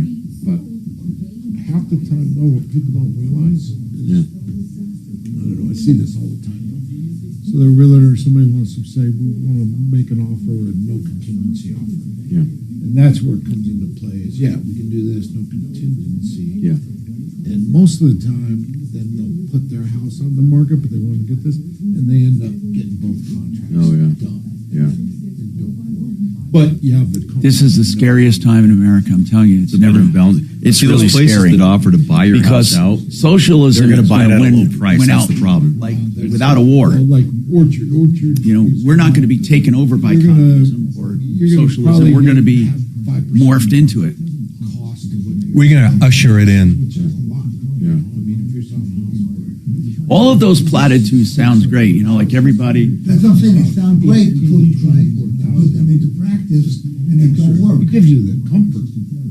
But Well, from people I've talked to that have talked to them in other places that do that, it always seems like it's a lot less that they'll be able to sell their home for than if they just sold it on the open market. Because I had one guy, he says he's talking to 3 places that offer to do that. What do you do when you do away with And he ICE? says if What they can give me my happens? price, I'll When they I'll do just away have with them do ICE, it, and what none of them happens? could match that price he wanted. They wanted to buy it for We a all much know what lesser happens. price. So they ought to explain there's an asterisk next to this. that's all when they do that's that. how they all are. You in the country. that they want to support. See, once they run out of the billionaires' So a money, lot what of times, happens? yeah, we can. You're right. I mean, we have good loans that do it, but probably pay too. all the billionaires are going to be in Texas, Florida, and North Carolina. You get a non-contingent offer. So a lot of programs will come though are where you can qualify as long as you promise to put your, like I just did one.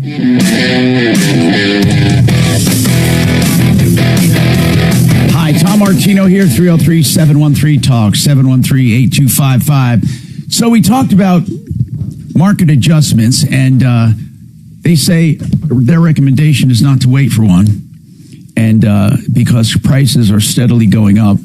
First-time homebuyers can get help through HUD and other agencies for assistance on down payment. In fact, down payment you don't have to pay back if you stay in the house 5 years or more, and you're a first-time home buyer if you haven't owned a home in 3 years. And then you can also get help in certain communities on certain properties that have been identified, and those properties you can even get assistance on the interest rate and on pricing in certain neighborhoods. And that is first-time home buying. We talked a little bit about buy downs. That's where the buyer will buy down the rate. What other concessions are they doing? They're doing closing costs, you say, right, Frank, in order to get people into homes? Closing costs, sometimes matters come up at the inspection, Tom, where that may get renegotiated as well. All right, let's take Lori here. Lori, you have a question about selling? Yes, I do. We are going to be selling our home, and my husband is on disability, and I have a day job. I have gainful employment, and I'm understanding that when we sell our home, any income that we have from that, his disability will be reduced because of that income. And I just wanted to know, I've heard that there is a form or a document that we can fill out that would enable us to bypass that deduction. Okay, we'll have to find out about that. I've heard something about that you when you take disability, they don't get reimbursed, but they do stop the program because that profit, that capital gain made in that year is considered income to him. I don't know anything about exclusions on that, but we can find out. I'm trying to think who we can ask on that. But what you're saying is you're going to net a certain amount of profit, right? Right. About how much profit? Capital gains, because we are not. We won't be over that capital gains amount. Okay, right. So you won't pay any capital gains taxes. Your profits are going to be within $500,000. Correct. Okay, so you're saying if we sell this house and we sell it and make $300,000 on the house, how much of that is attributed to my husband's income or our income, and will his disability be reduced? That's a good question. We're going to find out. I'm going to go into my book of experts and try to find somebody who might know that. What if they quit claiming the deed to her and he's not on the deed? No, you can't do that. Here's why. First of all, there's a look back. Yes. So if she quit claim the house and then they sold it under her name alone, first of all, they only get the $250 then of exemption, not the $500. So it's cut in half. So they may have to pay capital gains tax. But I believe that for income purposes, they may look back on this guy and say, no, that's also your income. I'm not sure of that. But are you going to have more than $250,000 in gain? No. Then there might be a possibility. Again, I got to check with the right people on this. There might be, you know what? I want to call, I was going to say there might be a way, if they did quit claim it, that you could sell it and just sell it using your exemption of capital gains, and nothing is attributed to him. I don't know that. I mean, I don't know if there's a law against that. What I'd like to do is ask Atlas. So, Axe, you have contacts at Atlas, right? Do you have them written down? Get someone from Atlas, either Eric or one of the other accountants, to talk about capital gains and talk about income and how it may affect disability. And I can explain it to them on the air. So hold on, Lori, and we will find out this information, or you can give your phone number to Axe and we'll call you back when we get it. But that's a good question. how does the windfall from your home affect your services? That's a lot of people have asked that. That's especially true when you have Medicaid. There are people that own a home and they're on Medicaid because Medicaid is predicated on income only, not on assets. But what do you do when you sell that asset? If that becomes income, then you lose that Medicaid. So we're going to look into that too. We'll ask Atlas about that. Atlas CPAs and accounting, or CPAs and advisors. They're great people. We'll get someone on the phone. 303-713-TALK, 713-8255. So you were saying, Frank, in addition to buying down rates, they do other things. Certainly, sometimes you get into an inspection, Tom, unforeseen issues that become a new point of negotiation as well. So sellers maybe are not as strict as they used to be. They might fix something. They've become a lot more flexible, especially those that have been long days on market, Tom. They're willing to maybe fix something where before they weren't going to. Because a lot of buyers now, Tom, they're thinking more turnkey, more 5-10 years ahead.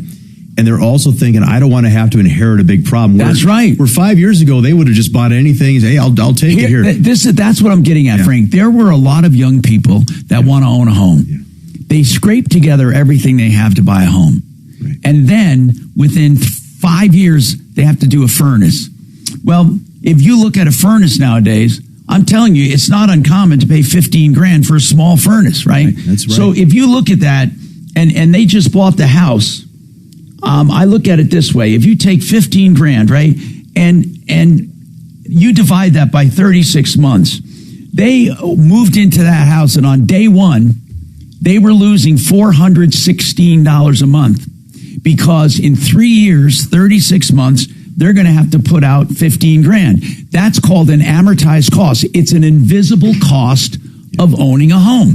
So even though people can afford to get into a home, from day one, they have to be putting money away in a savings account for inevitable repairs and maintenance. It's not if you're going to need it, it's when you're going to need it. That's why the more turnkey they get, the better off they are. So parents wanting to help their kids get a house, or young people listening, if you're thinking about buying a home, think about these costs because they will come up. So if your furnace will last you 10 years, you have to take the cost of a furnace, project out an estimated price of what it will be, and divide it by that number of months. So in 10 years, 120 months. So if it's whatever it's going to cost you, you have to divide by 120 and put that in a savings account. So you need a buffer account. So when people say, how much? Oh, yes, honey, we can buy the house. We're going to have enough to pay the mortgage, to make the insurance, to pay the taxes. We're going to have enough to pay our electric bill and our gas bill and our groceries. And they have no room in there for the amortized or invisible expenses. And they will come up. So every single month, whether you see it or not, you're spending money owning that home because eventually the major systems will have to be addressed. Like if you buy a home, the roof may eventually have to be addressed. The HVAC system, the whatever, plumbing repairs, you don't want to be caught with no money. And I don't know how young people go through this, but as you said, Frank, you try to negotiate as close to a turnkey as you can get for them so they don't have a lot of those expenses right away. That's right, Tom, especially when we're helping our buyers. We have to do that and prepare them well ahead of time for what's ahead. And I tell every buyer, have a house savings account. Yes. And it's not for vacations, and it's not to get rich, and it's not even to invest. It's a savings account for emergencies and repairs and maintenance of your home. That is as important as paying your utility bill. And taking a page, Tom, from your book, have professionals who specialize in that field, roofers, right, plumbers, whoever, check those things out. Don't just trust what the inspector says. That's exactly right. If there's any question at all, you go to those professionals. Frank and I did a walkthrough, and each time we had a different professional tell us what was needed. When I made the offer on the house, Little did the owners know, I already knew everything about that house. And they didn't, but I did.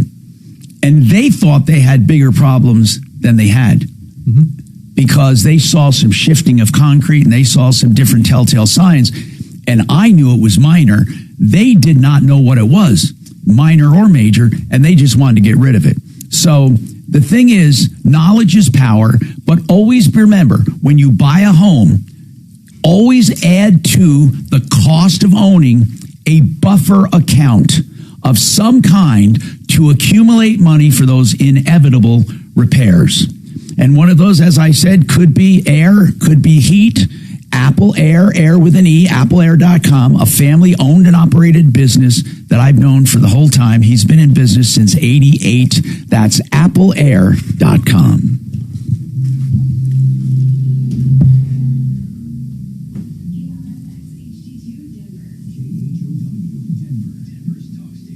I'm telling you, man, that is the one thing we find people, Frank, they almost can lose their home. They don't have 25 grand for the repairs. Yeah. They're fucked.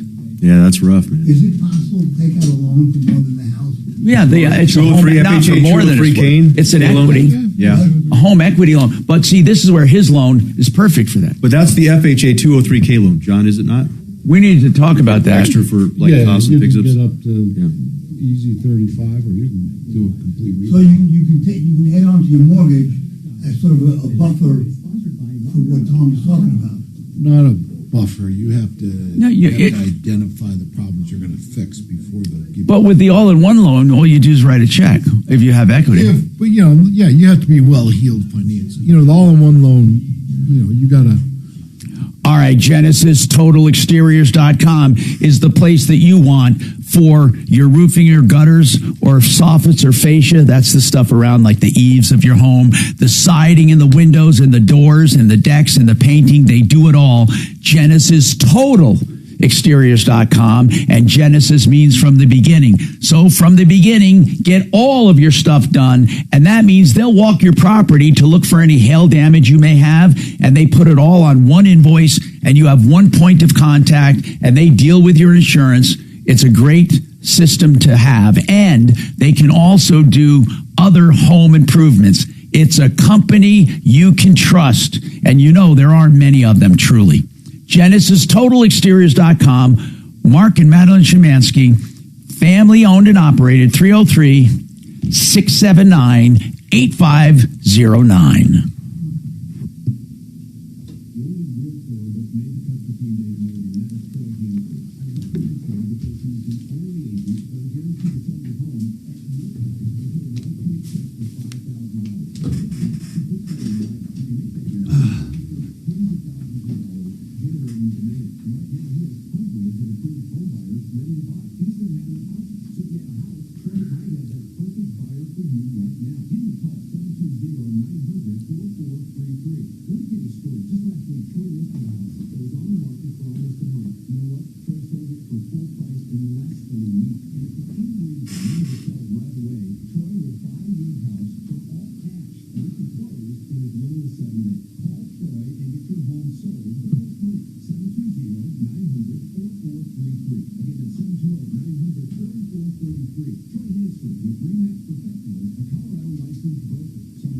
I find the homes over $1 million.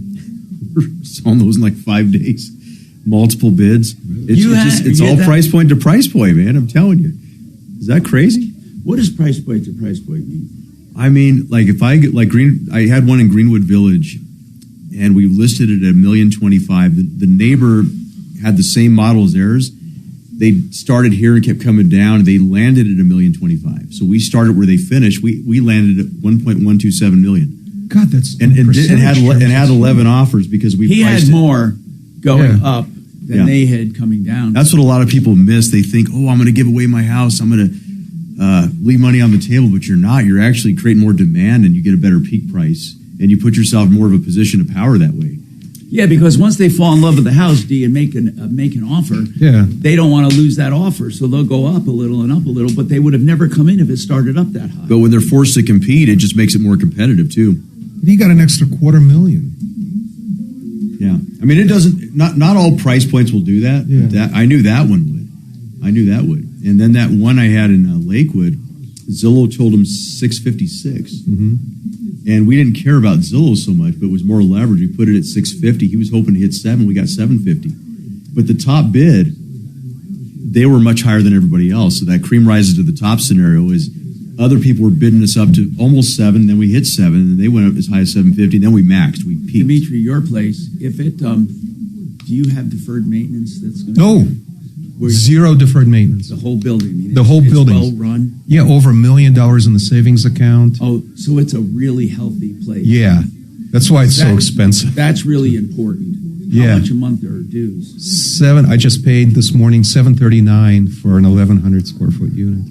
So that's a lot of money. Tell me about it. That's why the building has no deferred maintenance. And it's managed well. Yeah.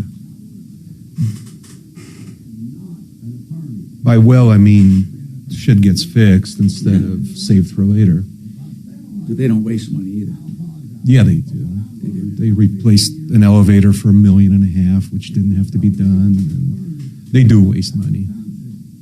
They really waste money. But the building looks good inside and out.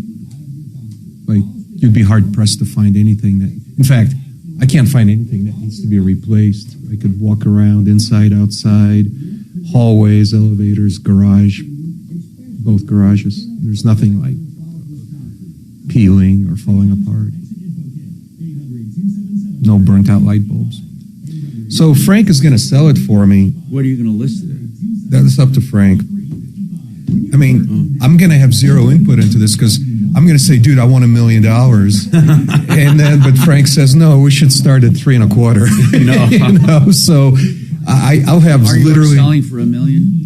Mine will never sell for $1 million. The record for my unit is $500,000, but that was 4 years ago when the market was hot, and today it's languishing. So I won't even get $500,000 for it. So it'll be up to Frank to say. You're the boss of the price, buddy. I'll just give you some advice. I'll have zero input. Hi, Tom Martino here, 303-713-TALK, 713-8255. You can call about anything, problems, questions, complaints, contractors, real estate people, mortgage lenders, anything on the topic. I do have some texts on the topic I want to get to, but I'm going through our list of what I got this morning so far. And as far as real estate around the country, we already went over some of those. And no matter what, do all real estate markets go through cycles of ups and downs, or do they pretty much? Tell me what you think on that. That pretty much is real estate, Tom, and you know better than anybody else. Real estate does go in cycles, and I know it's so funny. We serve all of Denver Metro and surrounding, and I can go to one part of town where there's just so much inventory, and they're competing against builders, and it's sluggish. And I go to another part of town, same size home. You can move it in 5 days, multiple bids. It's just a funny thing that way, but certainly real estate does go in cycles. Now, when we talk about the amortized cost, somebody texted, what exactly do I mean?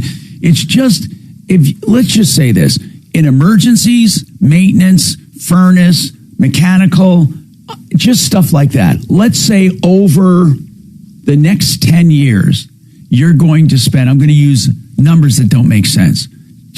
For an example, over 10 years, you're going to have $1,000 of expenses over that 10 years. Now, you're going to have way more than that, but I'm just giving an example. Now, that means that on day one, over the next 10 years, you're going to have $1,000 of expenses. Then on day one, you should put away $100. And every month after that, you should put away, did I say, yeah, 1,000. Every month after that, you put away 100. So during that 10 years, you can pay that money. You can pay it as you go. But it's best to have a savings account. I would like people to start out with an account, a buffer account. But many times, they've only scraped enough money together just to get into the damn house. But wouldn't it be nice if you, after your down payment, you get your mortgage, and then you establish a little bank account where you can keep a buffer fund for emergencies. Amortized costs. I can't drum that into people's heads enough. You need to consider amortized costs. Now, on closing costs, if people pay for closing costs, some people want to know, what are the closing costs? What are they basically looking at? And not what they are in cost, but what are the things that they will be paying for? So as a seller, Tom, you have, of course, title insurance. Yeah. You have your tax certificate. You have your prorated taxes. Now, taxes in arrears in Colorado, they're in arrears. January to whatever day before closing, they'll prorate those. You'll have your HOA fees, which your status letter or miscellaneous HOA fees. Certain costs, your HOA charges on the way out. Yeah. And ultimately, you'll have, your mortgage pay. To order your mortgage payoff, the title company will charge a small fee for that, plus real estate fees. All right, hold on one sec. Marc Mager's on the line. Mark, go ahead. Marc Mager. Hey, man, I'm sitting at the airport listening. Check it out, though. John in CMG, he knocked it out of the park for my daughter. You know, she bought her first house over in Centennial. And, think about that. First house, he did a VA loan because her new husband has that benefit. Yeah. And she said it went so smooth. It's crazy, man. You got to give it to John. It's crazy. And that's the second one. He did my son's house maybe 3/4 of a year ago. That's great. And John, it's not just because they were Mark's kids, but you truly, that's the way you do these loans. They don't take a long time. No, that's the way we do the loans, and then we like to walk through everybody, especially with Mark's daughter and husband. I mean, we went through benefits of VA all-in-one, benefits of how much down payment, and speaking of, they had to do quite a bit of, their inspection kind of came in. Because of VA, right? Yeah.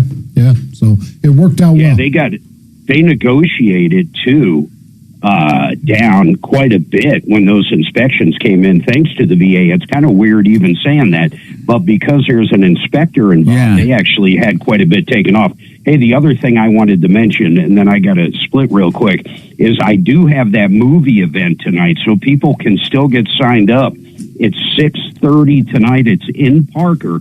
You go to mymoneymovie.com. We still have about 8 seats available. So if people get in there, they're going to have free popcorn, free drinks. They're going to enjoy it. And if you want to elaborate on that, feel free. Okay. But thanks, man. All right, thanks, man. John. And that's and the website again, Mark, is a My Movie event. My Money Movie. Okay. Thank you. mymoneymovie.com. So we're going to he's going to be he won't be there tonight, but you will be there with of course the people that get it done, and we've known these people for years and years and years.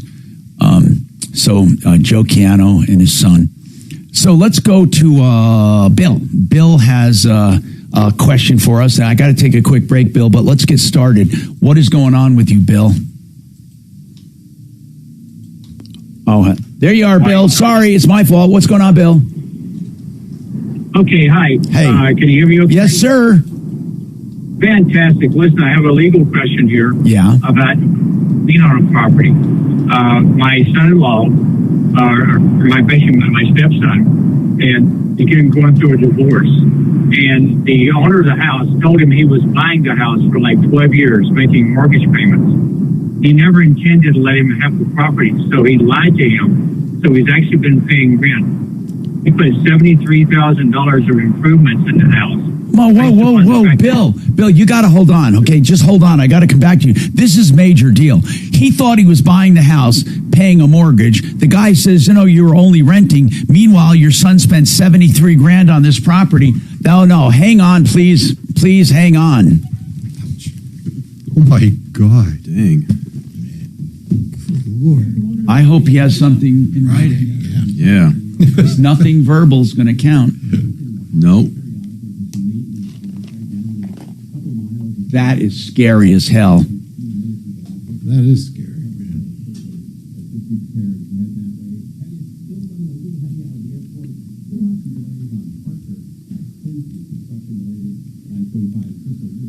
I'm doing a loan for a guy that did a lease option now, and it's a pain in the ass because he was never put on title.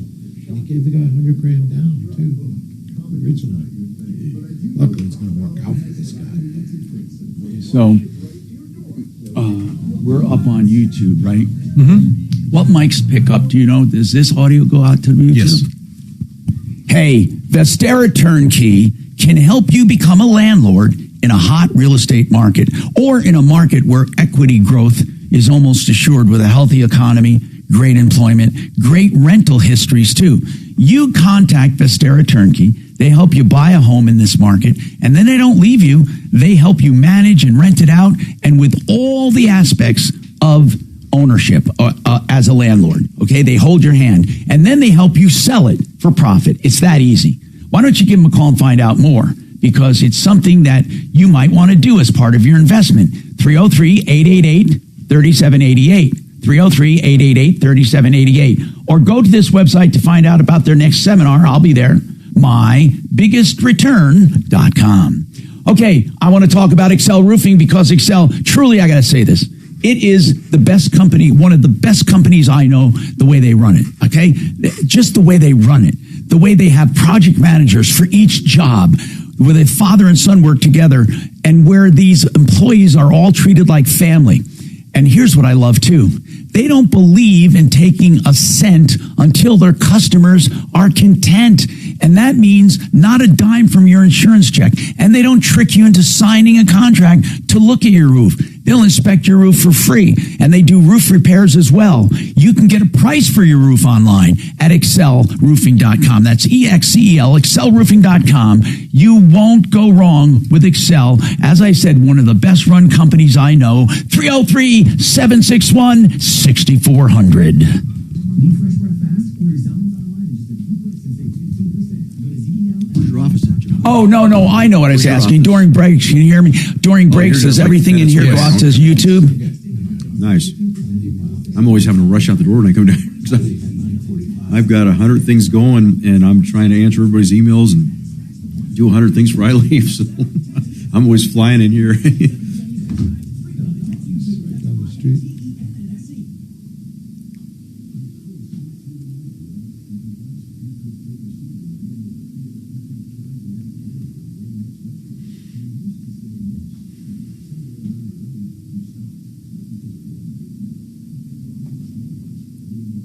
Tom, how's the pizza in Italy? The pizza, how's it out there? It was good. Uh-huh. It was good. Yeah. There's nothing wrong with it, but it wasn't there. I didn't find a lot. Honest to God, it was different in that the fresh mozzarella and the way they present your pizza. Yeah. But look, we did Rome and we did Florence, okay, and in between we did a high-speed train. So we had several restaurants, and we had experience in Rome and in Florence only, because we only had a short time there, like 7 days or something. And I'm going to tell you that it was nice. It was nice. It was beautiful. It's historic, but it's not what I was not overwhelmed by it. Yeah, I just wasn't. So there's no pasta that. If you think about it, Europe is old and run down, and the streets are narrow and they're cobblestone, and the lifestyle is totally different. I mean, nothing is as clean and organized and really nice as America. I mean, I'm one of these Americans who think, okay, that's nice, you know, but hell, I don't see the allure where people say, oh, I want to move here, you know, and all that shit. Italy, like, were they 70% tax and stuff on it? It's kind of like. I don't know anything about the economy or the politics. I just know that the place is pretty and it's historic, but it's also, you know, it's dirty. What Italy or a specific city? Rome and Florence. Oh, okay. Both of those areas.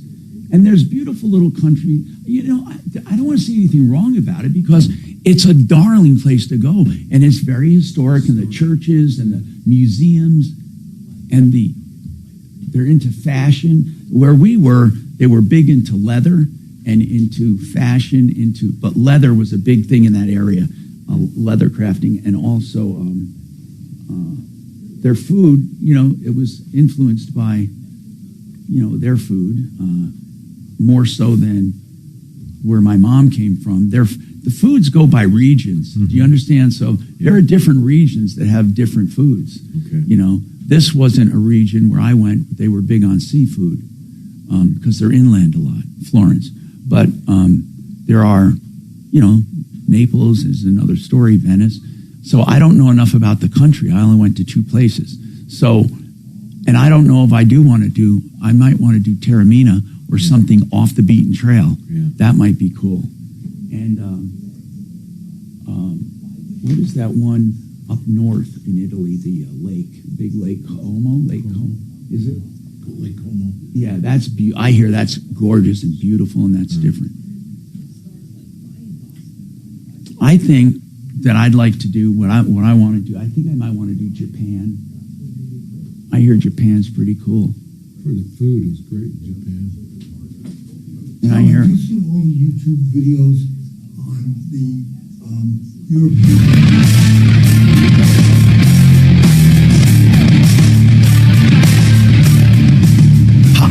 Hello, Tom Martino here. Welcome to the show. We have Bill. Now, Bill, this is important. To sum it up, your son rented a place but thought he was buying it. Is that the case? Yes. Okay. Yes. And he was paying how much a month? Oh, about $600 a month for like 12 years. Okay. And how much of that was supposed to be going toward the purchase? Well, you see, here's where it gets tricky. His wife, who is now divorcing, her father owns the property. Yeah. So all they said was, hey, they thought they were buying the place. No, but here's what I want to know, Bill, and I'm going to be tedious about it because I want to help you. I really want to help you. Okay. They were paying $600 a month, and that's artificially low, okay? Was it for a single-family home?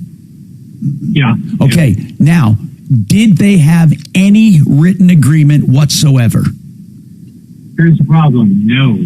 Okay, then they have nothing. In Colorado, verbal contracts of any kind are disregarded in court. That has been ruled 100 times. There is no verbal agreement with real estate in Colorado. So so it can't be enforced. Frank, isn't that your understanding that all real estate has to be in writing? That's exactly right. Yes. Now, no verbal agreements. Yeah, can I interrupt? Yeah. In Texas, I don't know if it makes any difference in Texas. You're in Texas. Well, he's in Texas. Okay, that's what I mean. So that might be different there. Well, all I know is that on purpose, this gentleman never intended to sell him the property. So that's the problem right there. But here's the other thing. Since he thought he was buying it, and he put $70,000 into it. His wife kept calling the company that my son owns and says, I need to pay our mortgage. I need to pay our mortgage over and over and over. So while there was nothing written, they were in an assumption for like 13, 14 years. Now they're getting a divorce. They had bought Anderson windows for like $40-something thousand. And here's the problem. They still have money that they have to pay Anderson off of.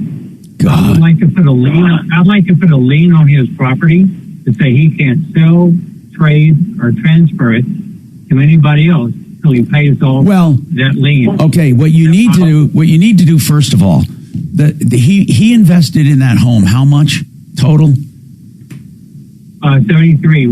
40 for the windows, 20 something for HVAC, and another 2,000 for U4. Okay, now he should buy. Does the father of the woman who owns it, the guy who owns it, does he feel that he shouldn't pay a dime for that, or how does he feel about that? He says basically, screw you, I ain't paying anything. That's what he said. Okay. And it was owned by so they weren't married. It was owned by his girlfriend's father. Well, they are married and are going through divorce right now. It was owned by his father-in-law. Then it was his father-in-law. And does the daughter go along with the father-in-law to say we were just renting? What is she saying? Well, here's where it gets a little tricky because she kept calling the company that my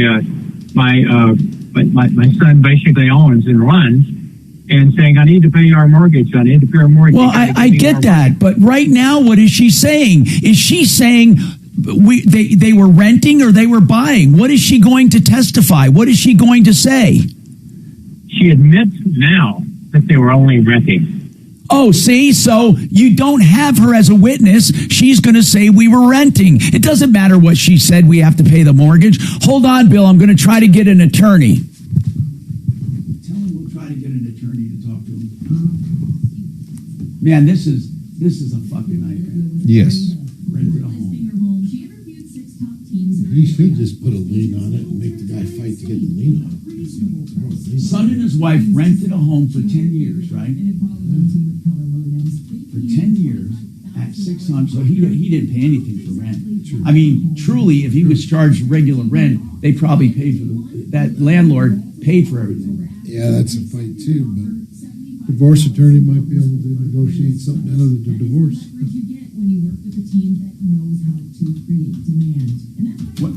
We need to get Brad O'Brien on to see if there's anything at all that can be done. $30,000 more at closing for the next chapter in life. Silent certainty, your home sold guaranteed. The winning strategy to sell your home, affordable and empowerment. Oh, I know. There's a lot of them.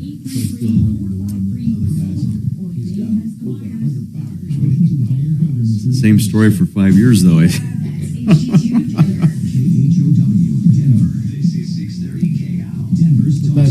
There, you know where that all stems from? There's a guy in Canada, Craig Proctor, and he trains agents, and they use what's called shock advertising. So he'll give you. I bought a system just to study it. I would never use it because I don't. In my opinion, it's disingenuous. But he'll say, okay, you set it up where if you can't sell the home, you offer to buy it, or you'll write them a check, or you'll do this or that, or if I can't sell your home, I'll sell for free. And it's these things that get the attention to get the calls. But the problem, it's like when you go to Vegas, the house always wins. These contracts are not set up for them to fail. If they did get stuck buying your home, which they almost never do, they would buy it at a much reduced price. So it's not like you're even getting peak value on it, you know. Well, it's like, they crack down on the mortgage business hardcore with the rates you can advertise because, it used to be all that. But the truth, it's like truth in advertising. Yeah, I don't know how they get away with it because I've talked to people where they've talked to them and it's not with the way it sounds in real life. And then, because one guy, he was interviewing me and 3 of them or something, and he had me listed. Thank God he did. But he says, yeah, if they could buy it for that price, I'll take it right now. And of course they couldn't. So it just, man, what is this? Yeah, I've seen like the orchard stuff and all that. Yeah, that's true. I hear that too. Terrible, but you're gonna lose 20, 30 grand if you do it. I think the idea is if you can create a shock that gets their attention to pick up the phone and call, that's the idea, is to get them on the phone.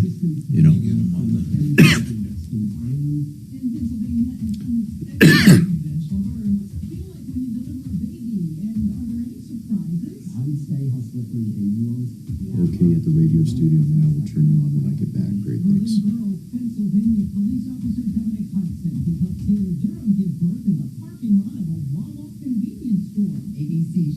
Hey, Ty, I sent you a lead at 8:32 a.m. this morning, but did not see any replies back, period. Please confirm you received the lead and reached out to them. Texas is the same as Colorado. No verbal contract. Let me get some more water.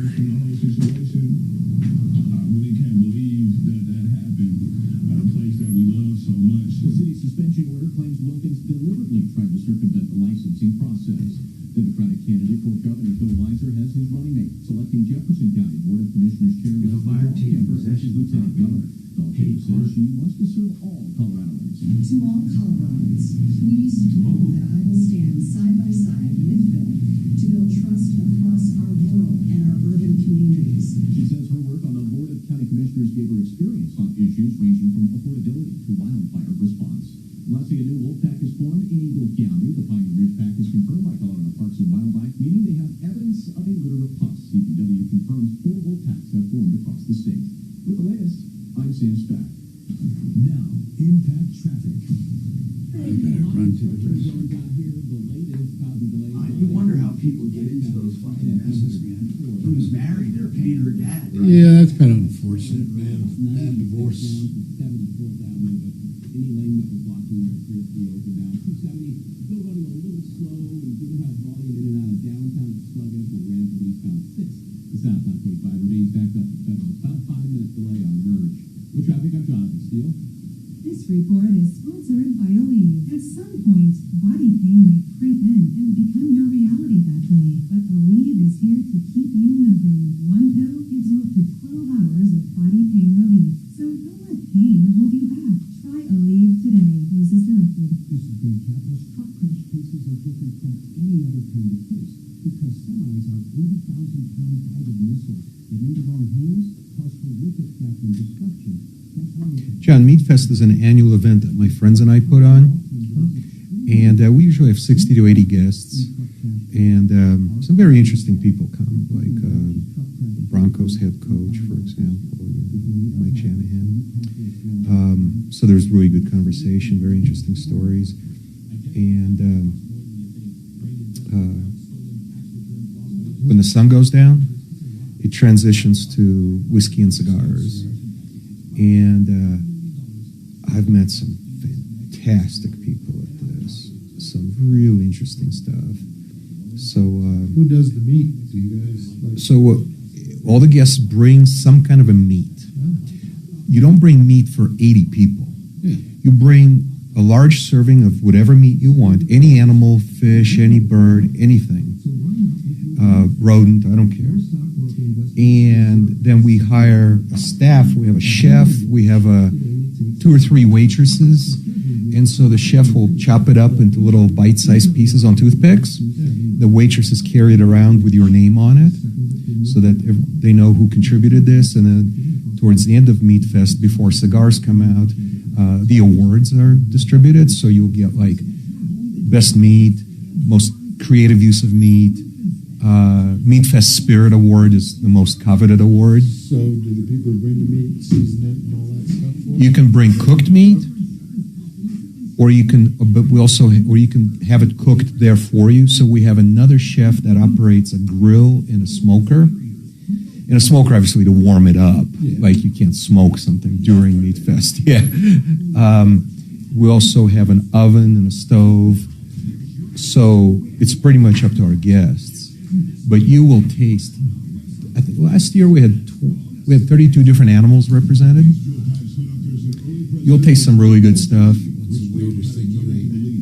Well, I didn't eat the weirdest stuff, but we've had like exotic meats from Africa, which is kind of in poor taste. But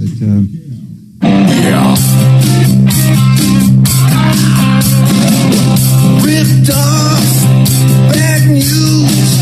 You need advice so you don't have to lose. We'll come running just as fast as we can. Troubleshooter's gonna help the common man. This is the Troubleshooter Show.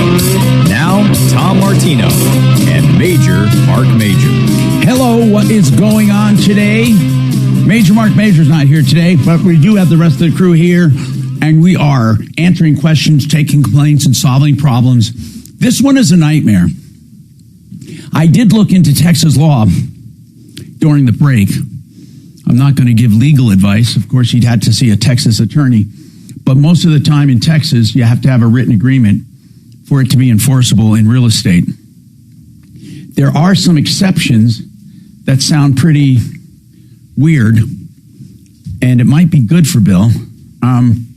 It says that there are some exceptions if the buyer took possession of the property and paid part or all of the purchase price, which he did, and made valuable improvements, which he did, a court may enforce an oral agreement.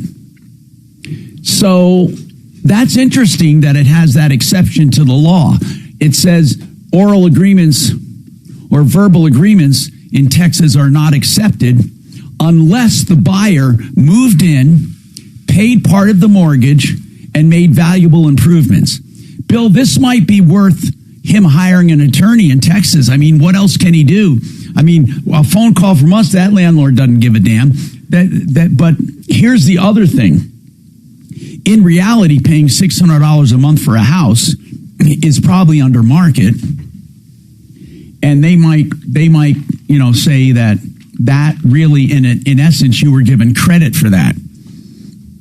In the absence of a written agreement, he can make claims like you can make claims. Mm-hmm.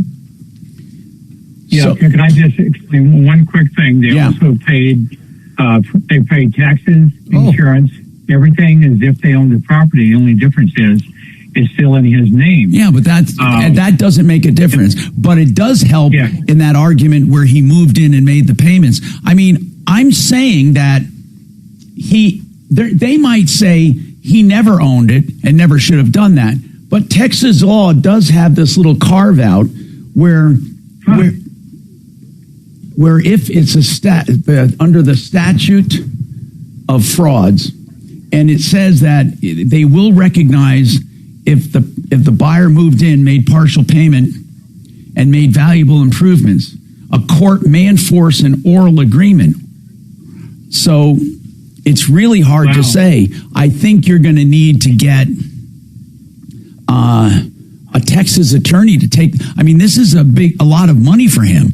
I mean, he put out $70,000. Did he pay for it in full, or does he still have a loan out?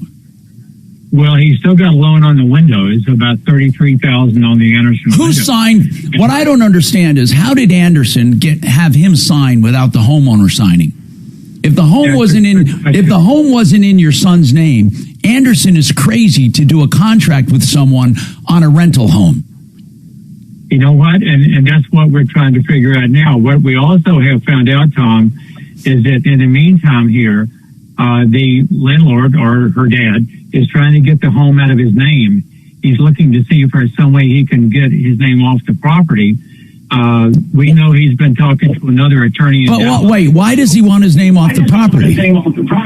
So he may not be held liable for those other improvements to have to pay for them, I guess. Well, of course he's going to have to pay for it. But here's what I want to know. If I'm going to buy windows for my house and I'm renting it, or a window company comes to my house, won't they ask, I mean, how do they know that the guy who signed for those windows had authority to sign for those windows? I mean, I guess, do companies ask for ownership? I never even thought of that before. How many window companies go to a house and prove that you own the house, yet they could get burned?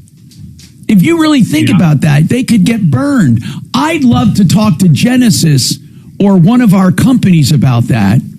Gravina's. I'd love to talk to Gravina's about it. See if we can get Nick Gravina on. Like, how do you know the person signing the contract has authority to do so? And did they put a lien on the house? Normally, these companies don't just sign an installment agreement without having some kind of a lien on the house. Do they have a lien on the house? That's what I'm hoping to do, to be able to put the lien on the house. No, I'm asking Bill. You don't have the right to put a lien on the house. The window supplier, did they put a lien on the house to finance these for the son? I don't know. I have to find that out. I know what the balance is. I've talked to them and I've explained what's going on. They said, oh my goodness. No, there's still a balance outstanding, and I hope you guys... How much is the balance? How much is the balance? $34,000. Okay, what I want to know is this. Why don't you just ask them, or have your son ask them, say, you know those windows I had put in this house? Did you put a lien on the house? Did you put a lien on it? What's that? I will actually, yes, that's a great idea, Tom. Thank you. I'll actually have that. I can do that today with him. Because I can't think of any company that would finance windows without getting a lien.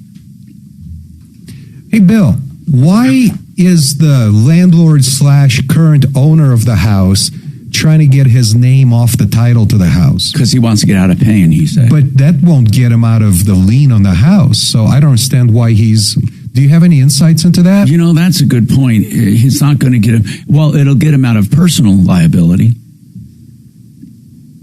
Yeah, and I think that's what he's trying to do, because if he gets it out of his name, maybe he gifts it or something to his daughter, who is part of the divorce proceedings. You know, his daughter also lives there, and you know she's part of the problem. And she admitted only recently that he never had any intention of selling the property to my son. Who did she admit that to?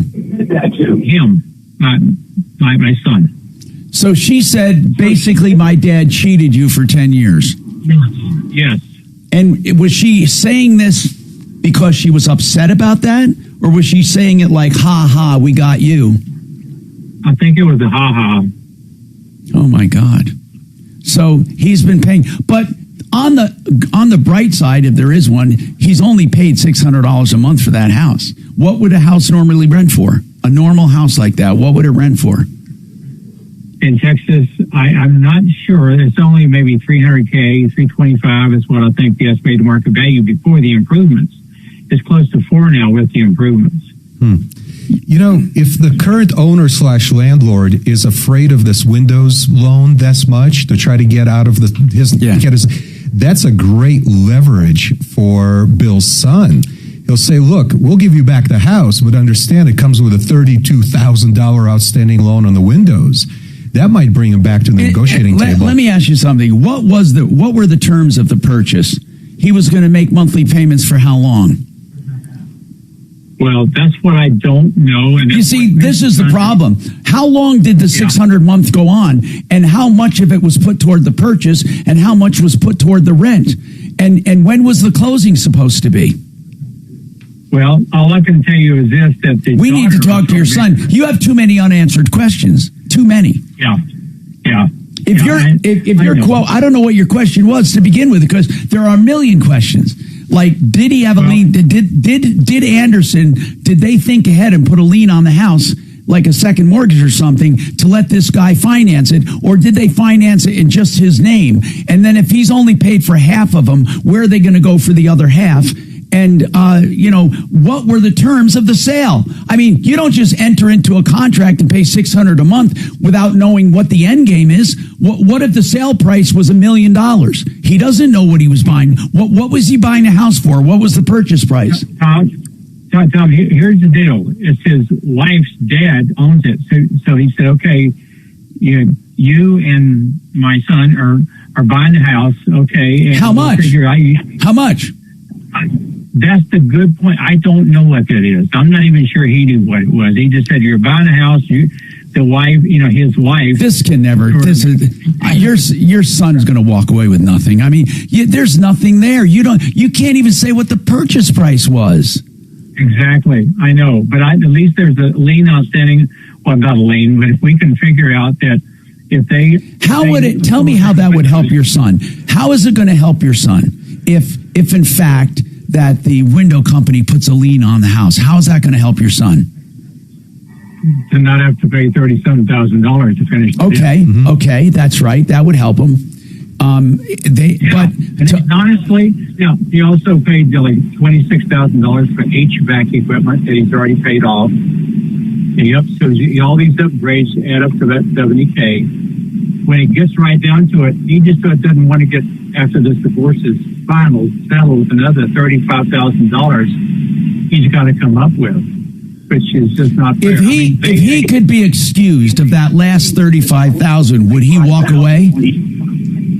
I think, I pretty well think he would. Because he might want to tell the dad that, look, you're getting this house with a $25,000 HVAC system and with half the windows paid for. Why not just, either go through with a sale, or here's the keys and here's the $35,000 loan balance on the windows. Have fun. Good luck. Right. Take over the loan, or, whatever. Or let me continue buying the house. Your son only has limited options. Look, your son doesn't have a lot of leg to stand on. Your son can say, look, I want to continue buying the house. I'll take care of that $35,000. Or you take over the $35,000 and the house, and you've gotten half of the windows free, and you got all of the mechanical free. I would like to pursue the fact that Texas law says that he purposely defrauded him. Therefore, a verbal contract makes him at least liable. It said it could. There's a lot involved here, because I'm not sure you even had a buy-sell agreement because there was no verbal on what he was buying it for. Even with a verbal contract, you have to have terms and conditions. He didn't know what he was buying it for, or how long he had to pay, or what the interest rate was. So don't Well, that's be what thinking. the wife- Let me explain something to you.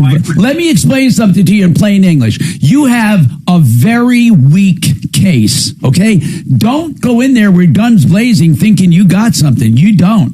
You got a very, very weak case, because to even say that he moved in under a contract is going to be hard to prove, because the opposing attorney can say you moved in under a verbal purchase agreement. How much were you buying the house for?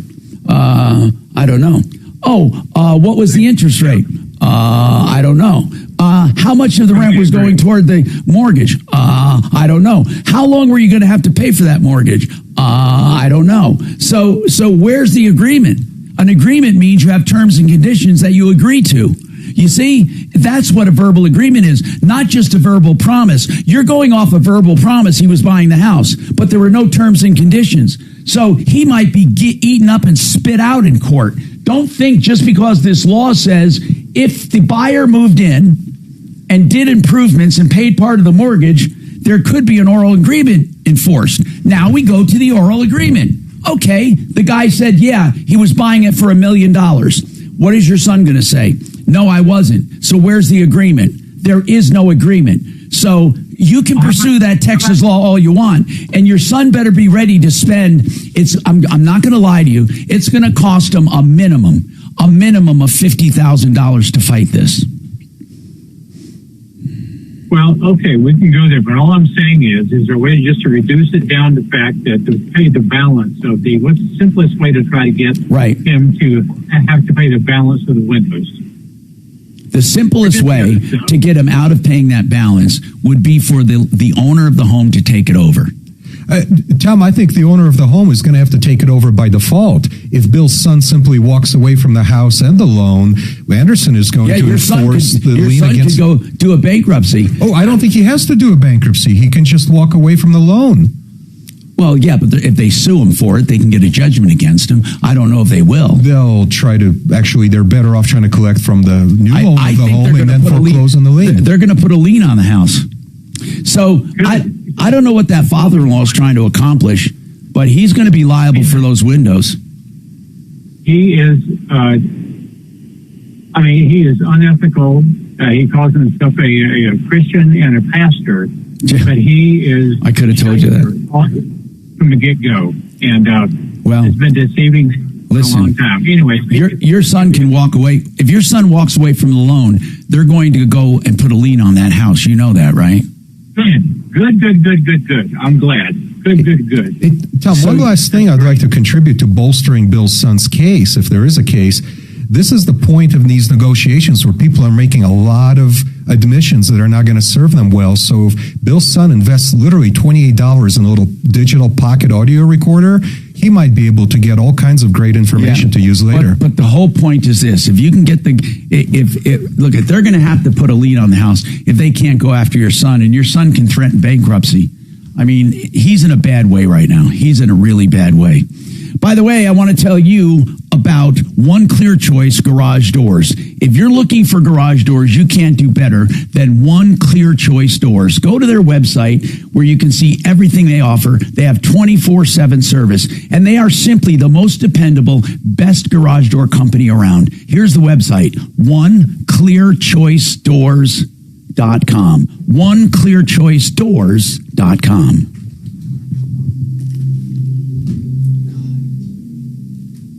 I love my little tiny audio recorder. You know what, though? Really, if he walks away from that loan, they have to put a lien on the house. Otherwise, why would they sue somebody? You didn't even know if there's a lien on there already. Okay, I'll tell you about Frank Duran, the realestateman.com.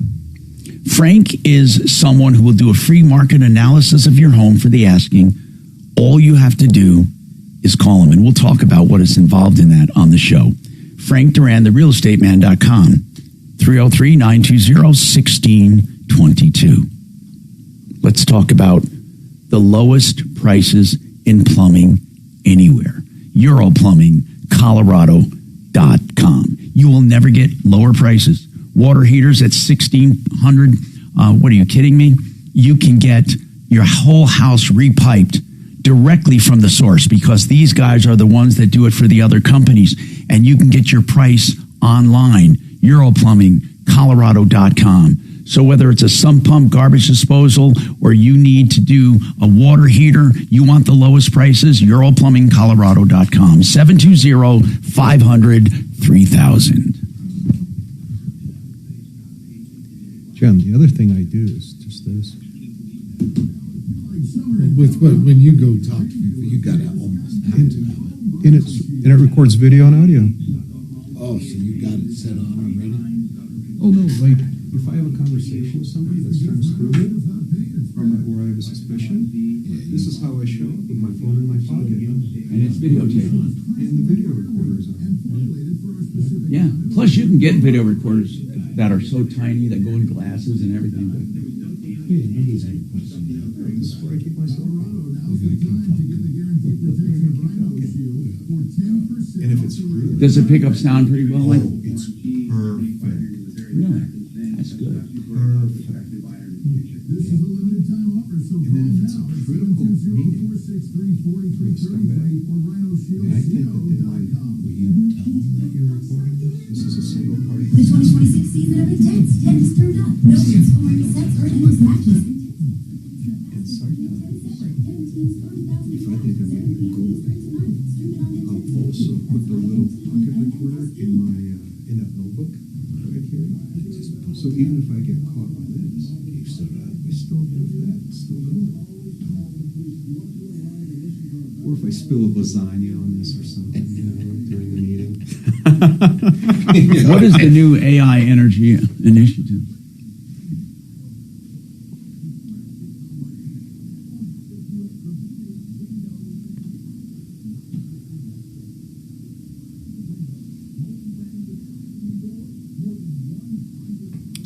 I'd like to talk to Gravina about, in general, Windows and financing and all that. I just want to ask him some questions. Do you guys want coffee or water or meat sticks?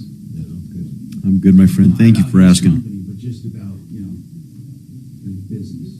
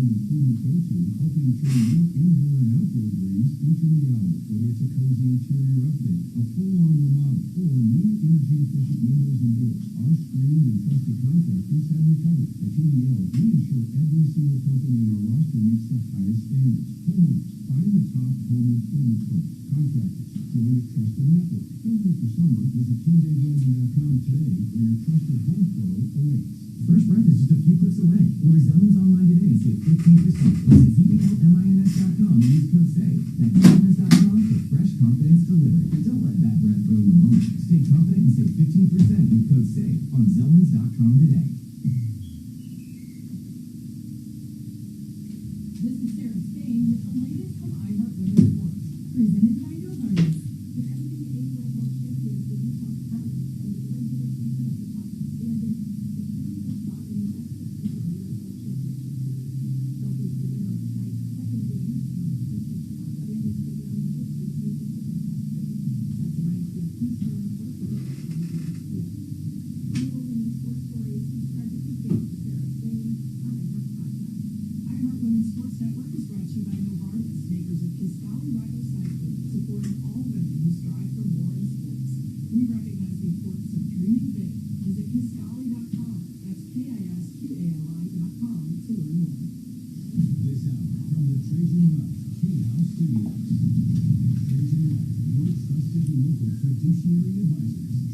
your average sale question?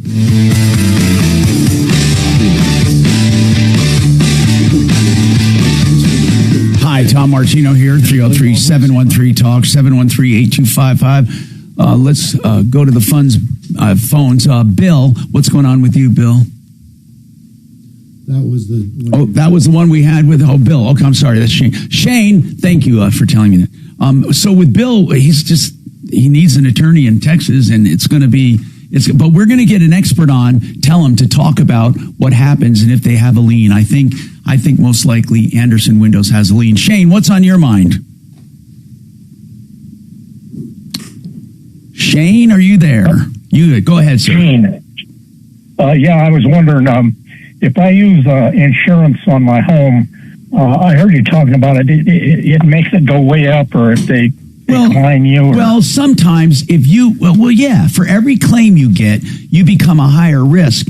And you run the risk of having higher rates. Yes, that can happen. Is that what you're asking? Yeah. So, did you have a question about mold?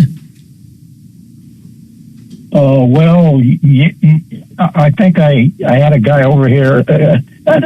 No, actually, I'm having a guy over to see if I have asbestos and mold, because they won't start work on it until you find out. Okay, what kind of work are you having done? Well, I'm not sure. It's remedial work. They're going to have to tear out some of the wall to see, because there was water that went down there. How did you discover this, Shane? That's what I'm asking. How did you discover you had a problem? Well, because this happened about a year ago, but when it gets hot out here, I never was able to smell it before. And now you can? Yeah, when it gets real hot out, I can. All right, so you called someone out. So you called someone to come out because you want to know how bad it is, because you can now smell it. Is that right? Yeah. Well, it was that guy. What the hell is his name? Genesis. Oh, good. He's an honest guy. That's great. So you had Mark Szymanski come out. Yeah, I don't know what his name was, but he just did the estimate of how much it was going to cost. But until they can start work on it, they got to find out if there's asbestos in there. Okay, now I understand. Yeah. So Genesis needs to don't they do the asbestos testing? No, I thought that was illegal to do the. No, I don't know. I mean, did Szymanski or did Genesis tell you that you had to have your place tested for asbestos? Yep. Yeah. They do before they can. That's the law. They do before they can.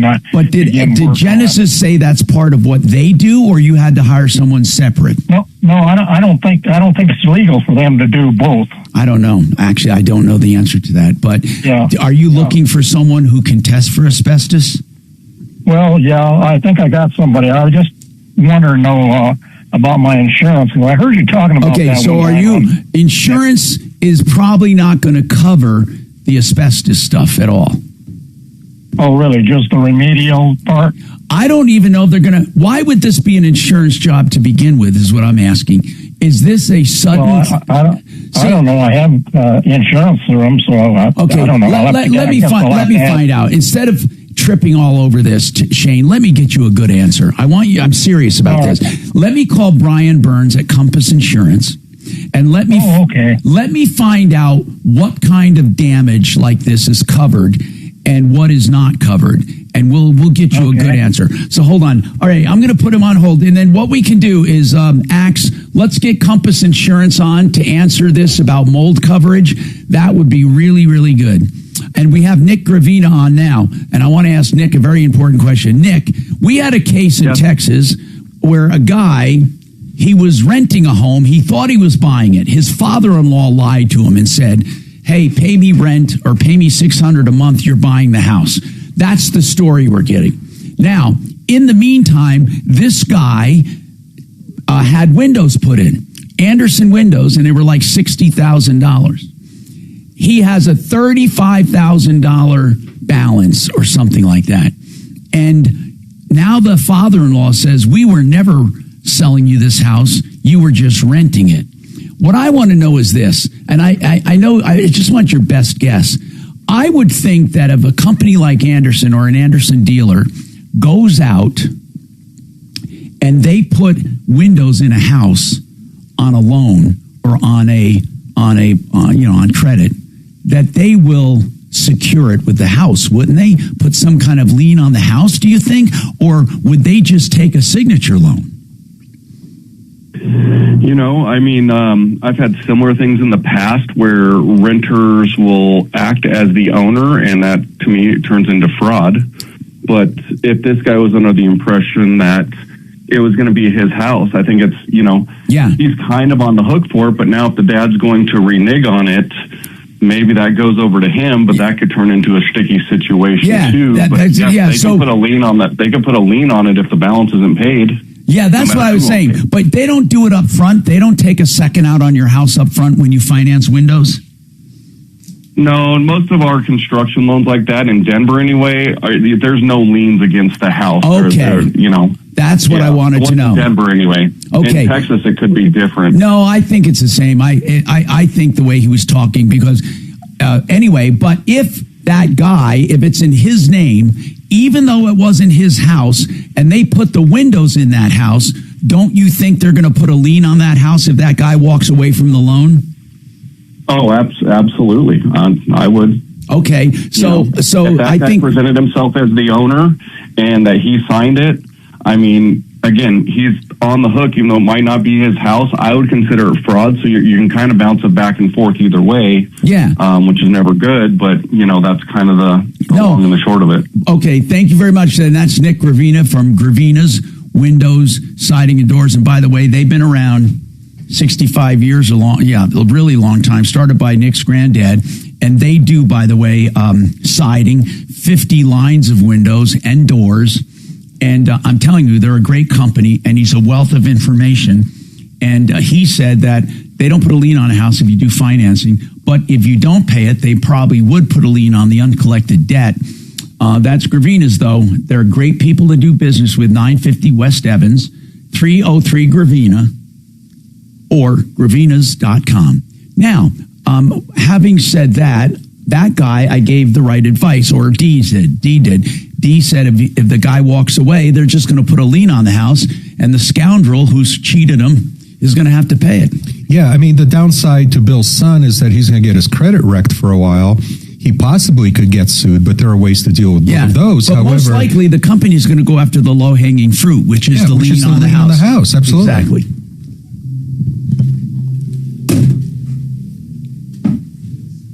Hello? Yes, and I have a weird job. I'm on the radio, and I'm asking, is there a number I can call back and talk to you? Dimitri, I took some cream from you. Is that okay? And just a little bit. I can call back later this afternoon after 2 o'clock. Would that be okay? What number should I call? Is it the one that came on the caller ID?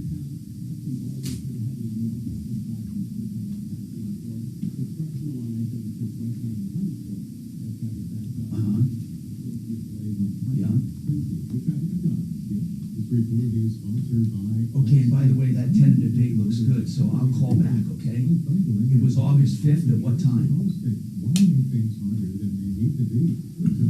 Okay, that sounds good to me right now, so don't put me down for that, and I'll call if there's a problem, okay? No, I'm not. Thank you. I appreciate that very much, thank you. I gotta have another surgery. Fuck. Did you hear?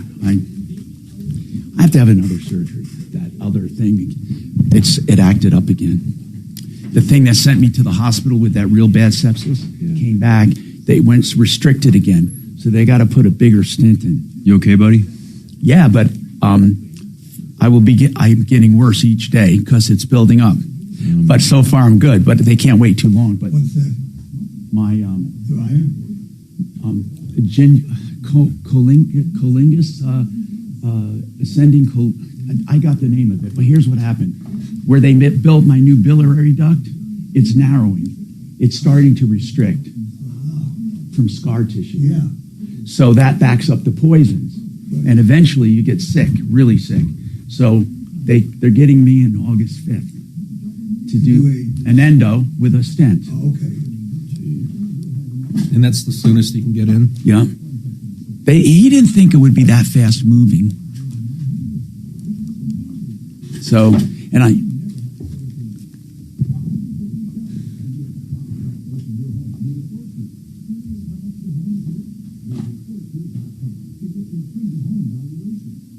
So that's on a Wednesday.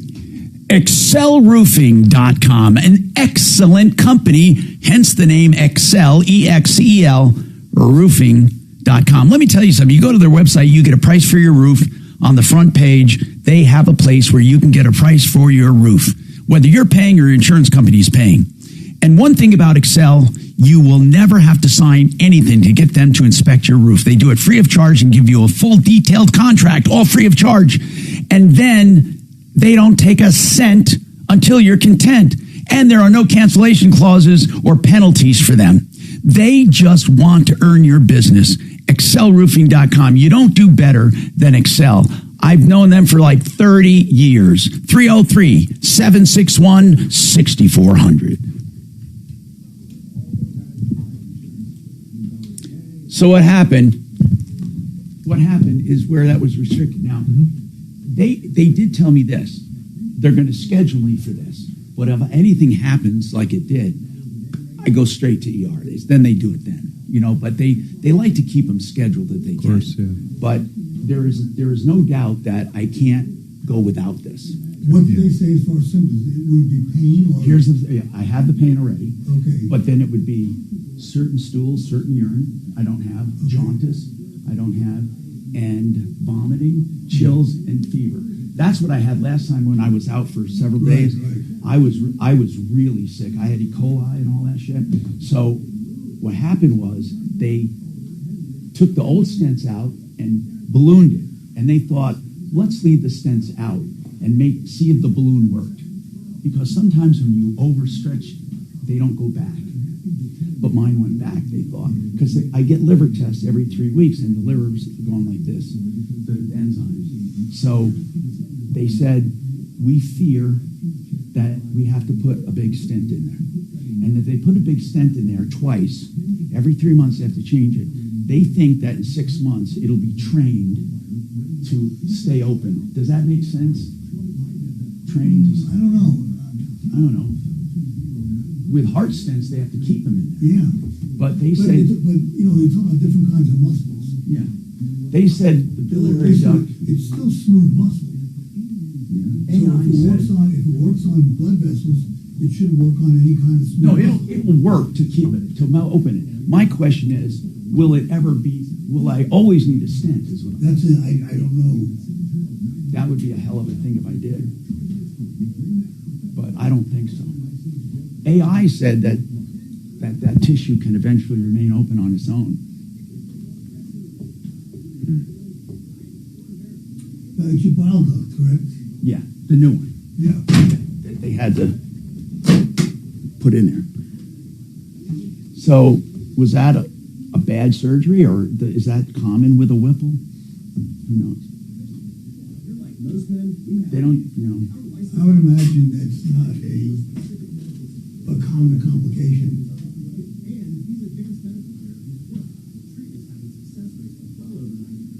Yeah, sucks.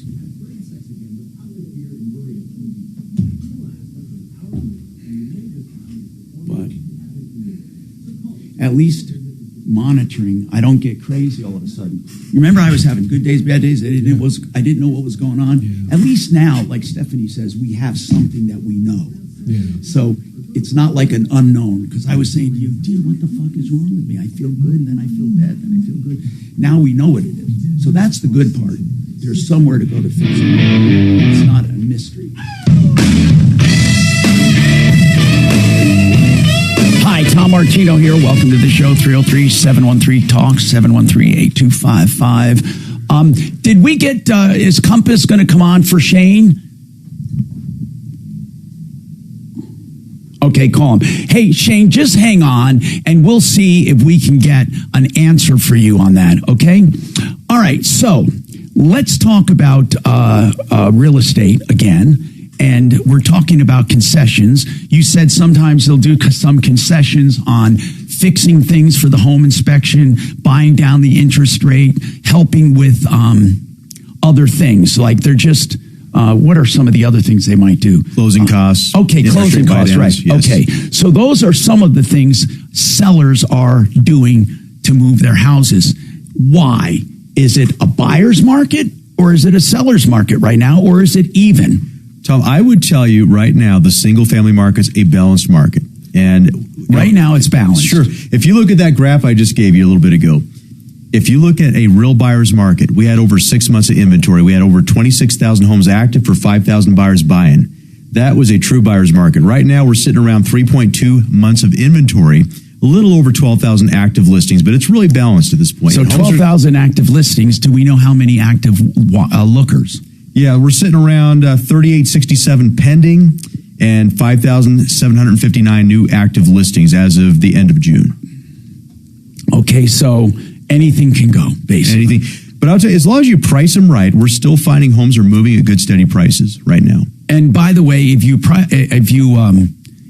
list your home, the price that you put on it when you first list it is not necessarily the price you sell for. Right. And Frank has had to educate so many people on this because there are times that people just feel like they have to list it for a lot of money. Right. But we're looking at the deep market dynamics, Tom. We're looking at who the likely buyer is. And we really dive into this pretty deep. And it's like playing this game of poker. We're looking at the tells of the market, okay? What has been the trends of the market over the last 5 years since you bought personally? How much equity have you built? Who's your likely buyer? What's their age demographics? What's their income demographics? Where's that likely buyer moving from? 5-10 mile radius? When they're moving from out of state, what's the likely state they're moving from? We're studying all this stuff up front so we can determine where that best peak price is. And when you come up with the best price, you don't list it for the best price. Well, here's what I do. I always tell the seller, you are the boss of the price, nobody else. But here's what I would tell you. You have three thoughts here. A, price for leverage, and I show them how that works. You price it a little lower, you create more demand. B, you price somewhere in the middle of that. Or C, you may start higher, but the danger you get yourself into is if you miss the market, you find yourself sitting up there and then having to chase the market down. You ultimately leave more money on the table that way than had you just priced it right to begin with. Right, because if you price it right to begin with, you likely will get the action. Sure. And could get people who say, well, I don't want to lose this one. That's right. And they go up and they go up higher than they would going the first time out. I had one in Kiowa. We just closed this, I don't know, about a month ago. And sitting on 20 acres.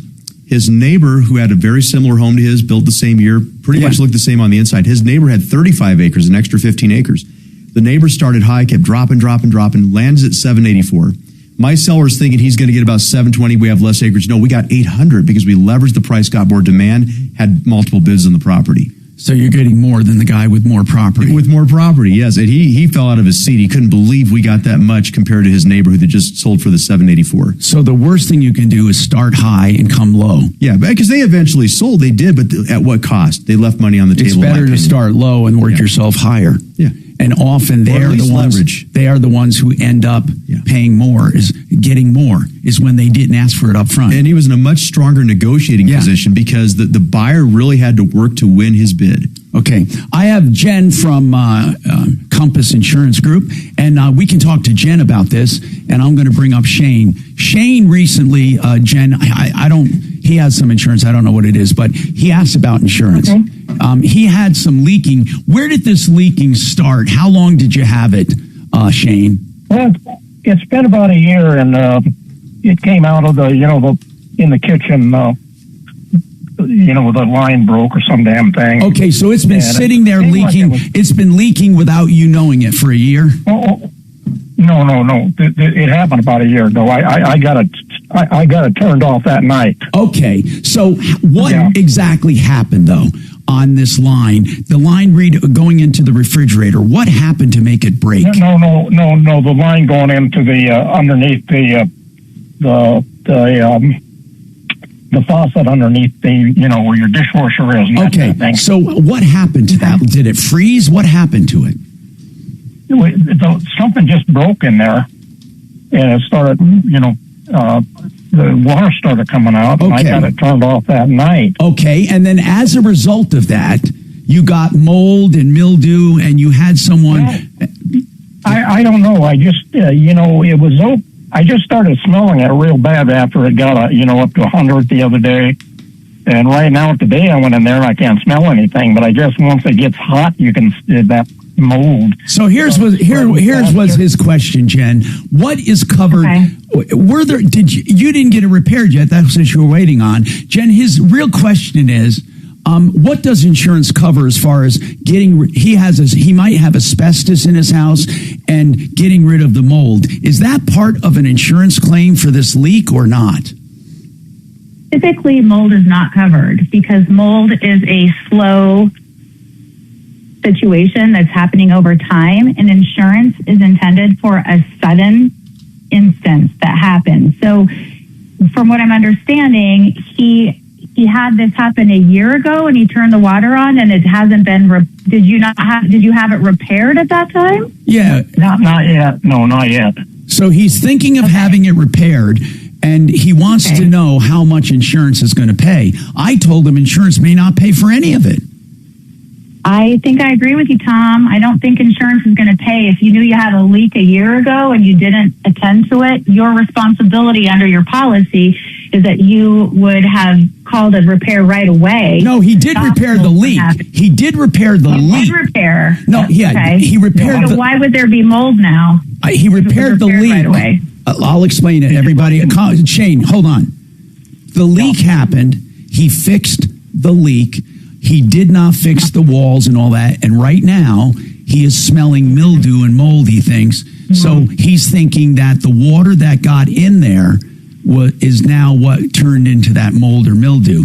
And he wants to know when he goes to fix everything, will his insurance pay for mold mitigation?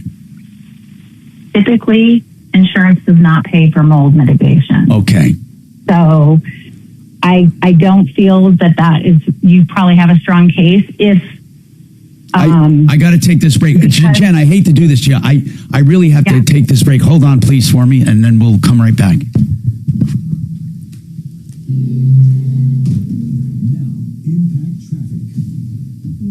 A water line broke last year, and he fixed the leak immediately. But now he is smelling.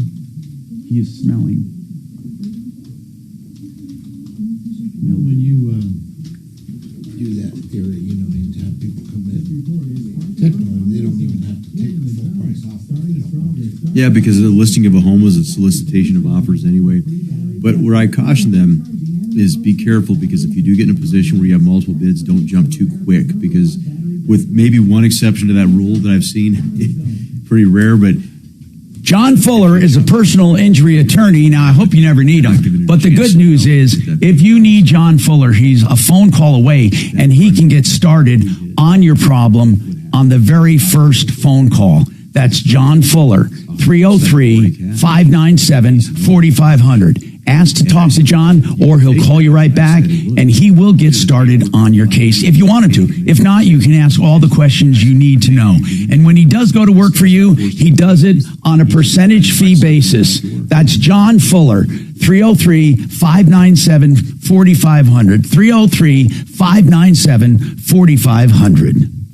Martino Capital is a company I started, and I'm proud of it because I did it for myself, because I wanted investments that were babysat. I wanted to know what I was invested in, for how long, what it was making, and how to get access to it and all of that. And I didn't like the investment advisory field. Most advisors put you with giant advisors, and you know the names, the big advisors, and then they say they're advising you. They're not. They just put your money there and they get a commission for doing it. What I'm saying to you is Martino Capital gives you direct personal attention on each and every investment, and we meet with you regularly. If you would like to have a free review and find out what real advisement looks like, and if you would like it, call us 303-771-HELP, 771-4357, or martinocapital.com.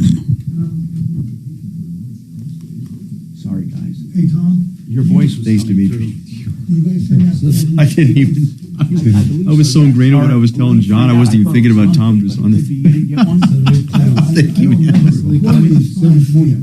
I'll ask him. So then I said, you could certainly do that. I said, but the only risk you're taking is he's not forced to compete. And then he thought about it. He says, well, if he wants to make an offer, he'll make one anyway. Let's go on the open market. Well, we ended up getting bids. We went to 800. He would have left 60 grand on the table. Why don't you just tell Jen we don't need her right now? I'm gonna end it with Shane.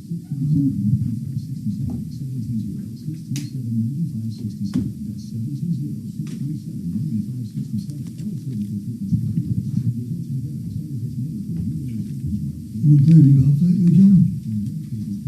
Yeah, I'm playing about it. But I mean, I usually play, twice a week or so. I haven't played lately. Is the course in decent shape? Great shape.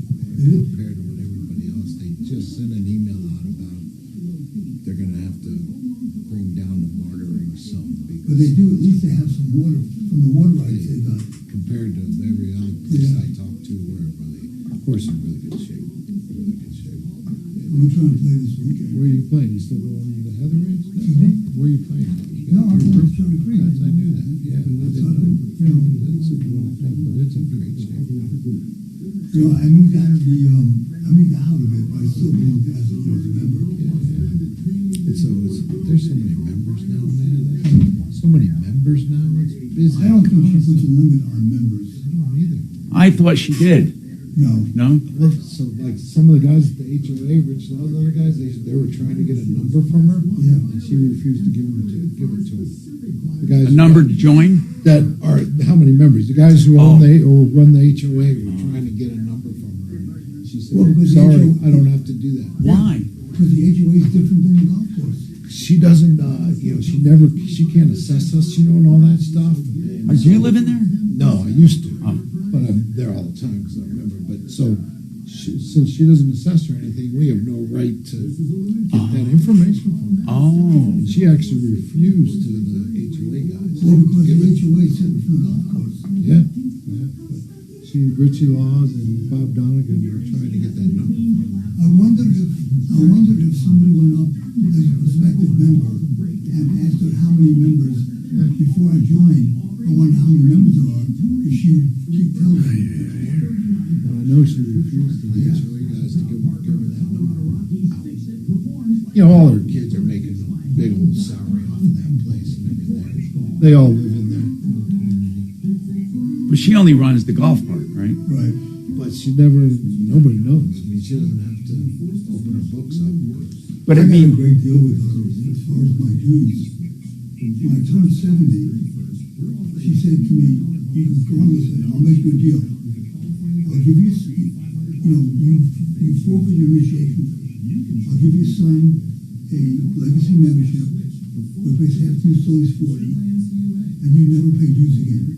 I signed that paper so fast. So for the past 10 years, I've had to pay dues. My dad did that. Same thing, right? He was able to give my stuff. Yeah. His deal. Tom, have you driven in Mark's Not self-driving car? Oh yeah, his other. No, I have actually. Yes. Jeez, my gosh, man! I couldn't believe that.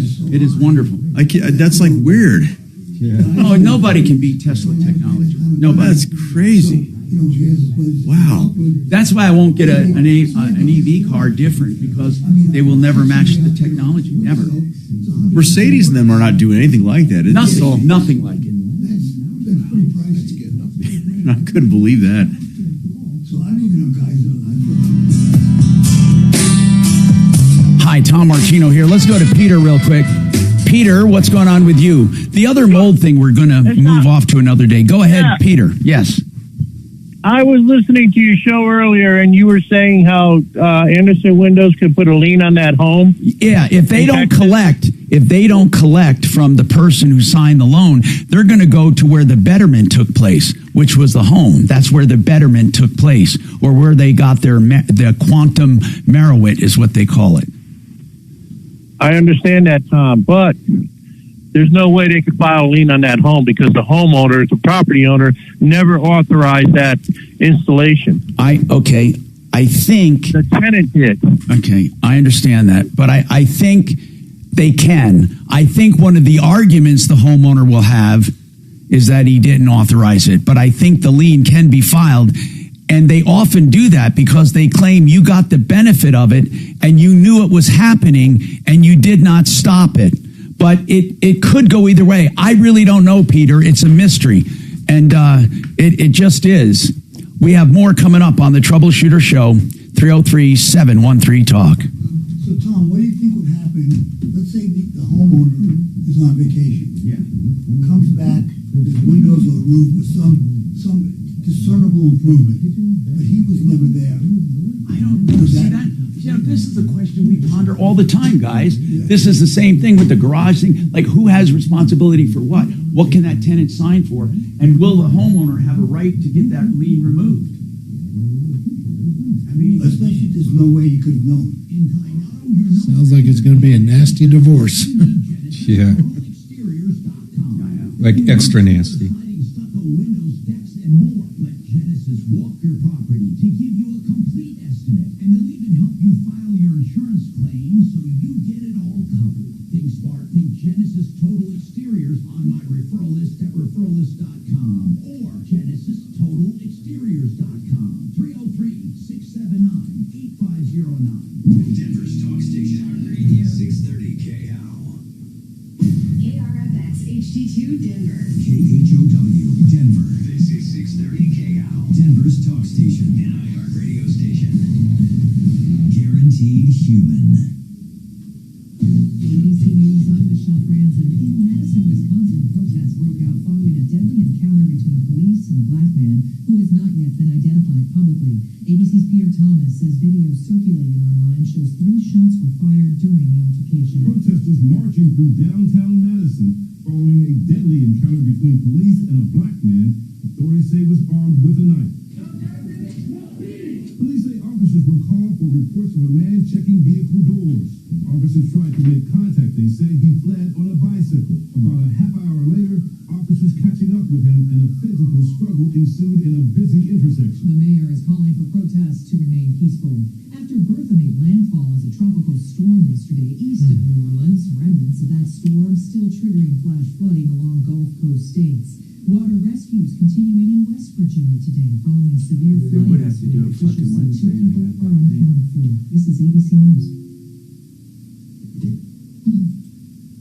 In a series of measures passed in the House yesterday, lawmakers approved legislation aimed at... Of all the days, is the 5th next Wednesday?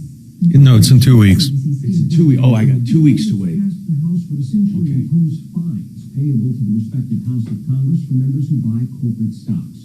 The bill would cover their spouses and dependent children, too. This is a popular idea in Congress, but only... Maybe they'll have a cancellation. Yeah, I'll ask them. Yeah. Do they do that? Do they... Kind of like the place where I cut my hair. They'll call me if there's a cancellation. Unless those voter ID provisions are taken out. In Texas, a big shake in a tiny town today. Counterpoint, Texas, population 539, is not on a major fault line, but it's surrounded by oil and natural gas wells. In the past, earthquakes have been associated with the reinjection of the wastewater byproduct of fracking. A clerk at a local grocery store tells ABC News that this morning's quake knocked $100. It's topping $100 a barrel. How long will this go on? Monsoon moisture moving through Colorado is giving much needed relief to the drought index. So when you sell your aircraft, I'll hook you up with my gold guy, and I'll give you a cigar box so you can fill it with gold. Yeah. It would be it's a really good feeling. It is? Yeah. How will you sell it? How will you sell it? If you needed the money. Oh, I know another guy. He'll buy it for cash. He's very reputable. And it goes up in value if you buy it right. Yeah. It will also go down in value, you know, just like any investment. Right. But it will always be there for you. And are the prices right now high? No, it's come down. You know, it hit that 5,600 a few months ago, and now it's just a hair over 4,000. Oh my goodness! But in the long run, it always goes up because our currency is always depreciating. So over the long run, gold will always go up slowly. It always does. It always does. And of course, it depends on how long for you is a long run, right? But it's not. I mean, it's meant to be a store of value, an inflation hedge.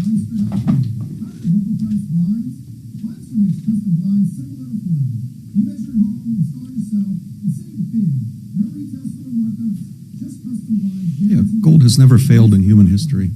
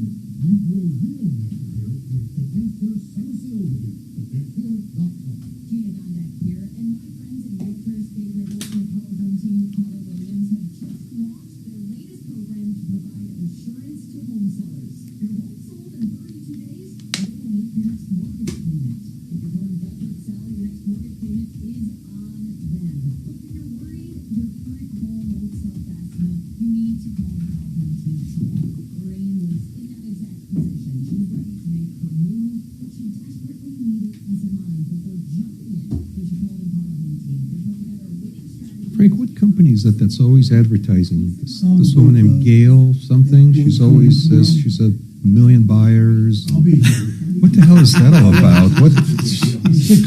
Buddy, look, man, that is so funny. You know how many appointments I go on where they'll interview both of us and they'll say, well, it wasn't like they thought, or they send out one of their other agents. Can I ask you a question? I think they're with Keller Williams. I want to say Keller Williams, but I had one I just sold to Aurora. He interviewed me and her and a bunch of them, and he had me listed. And we put our numbers side by side. It's not even close, but the things they claim, I don't even know how they get away with doing it, because they ought to say there's a little asterisk next to what we're offering, because it sounds good until you see it on paper how it's done. Yeah. And what do you do? I always just say let's look at it side by side and let's see who's putting more money. Bad news, you need advice so you don't have to lose. We'll come running just as fast as we can. Troubleshooter's gonna help the common man. This is the Troubleshooter Show. Now, Tom Martino. Hey, Major Marc Mager. Whoops, sorry about that. Walking on Marc Mager. He's not here today. He's off on a little vacation, and we're here with Frank Duran, therealestateman.com, and Matt Clace from CMG Financial, and I have Deputy D and Deputy Doc in the house. And this hour brought to you by RenewHomeInnovations.com for your most beautiful Italian porcelain custom-made showers done in 2 or 3 days with a year to pay with no interest and no payments.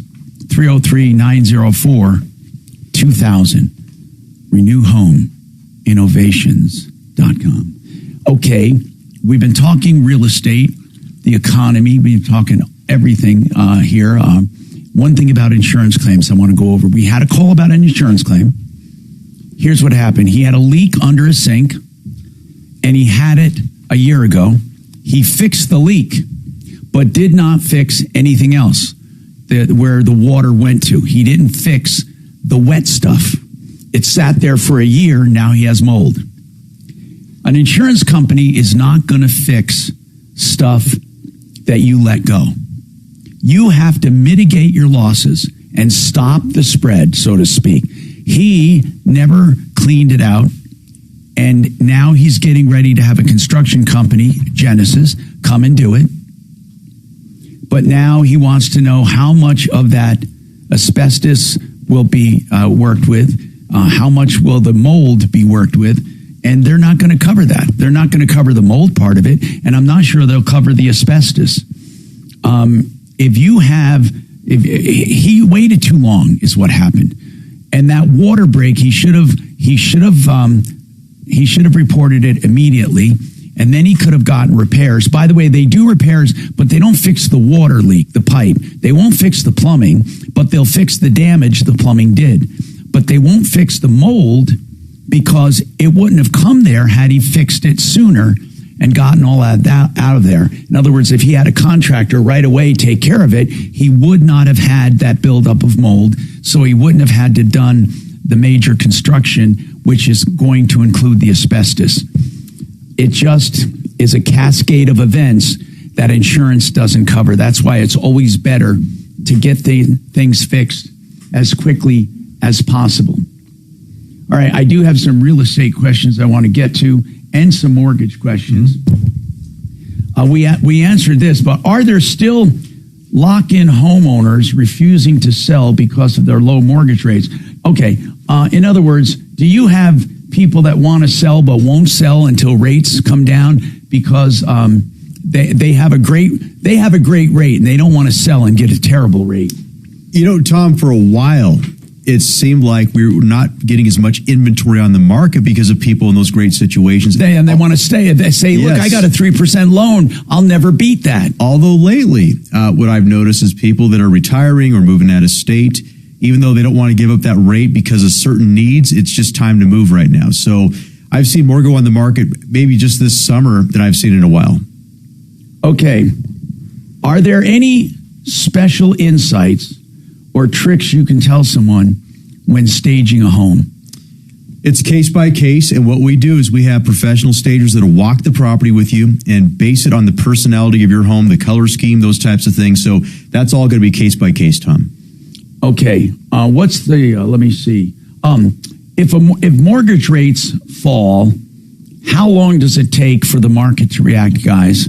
That's a ripple effect, wouldn't you say, John? Look, last year, what happened?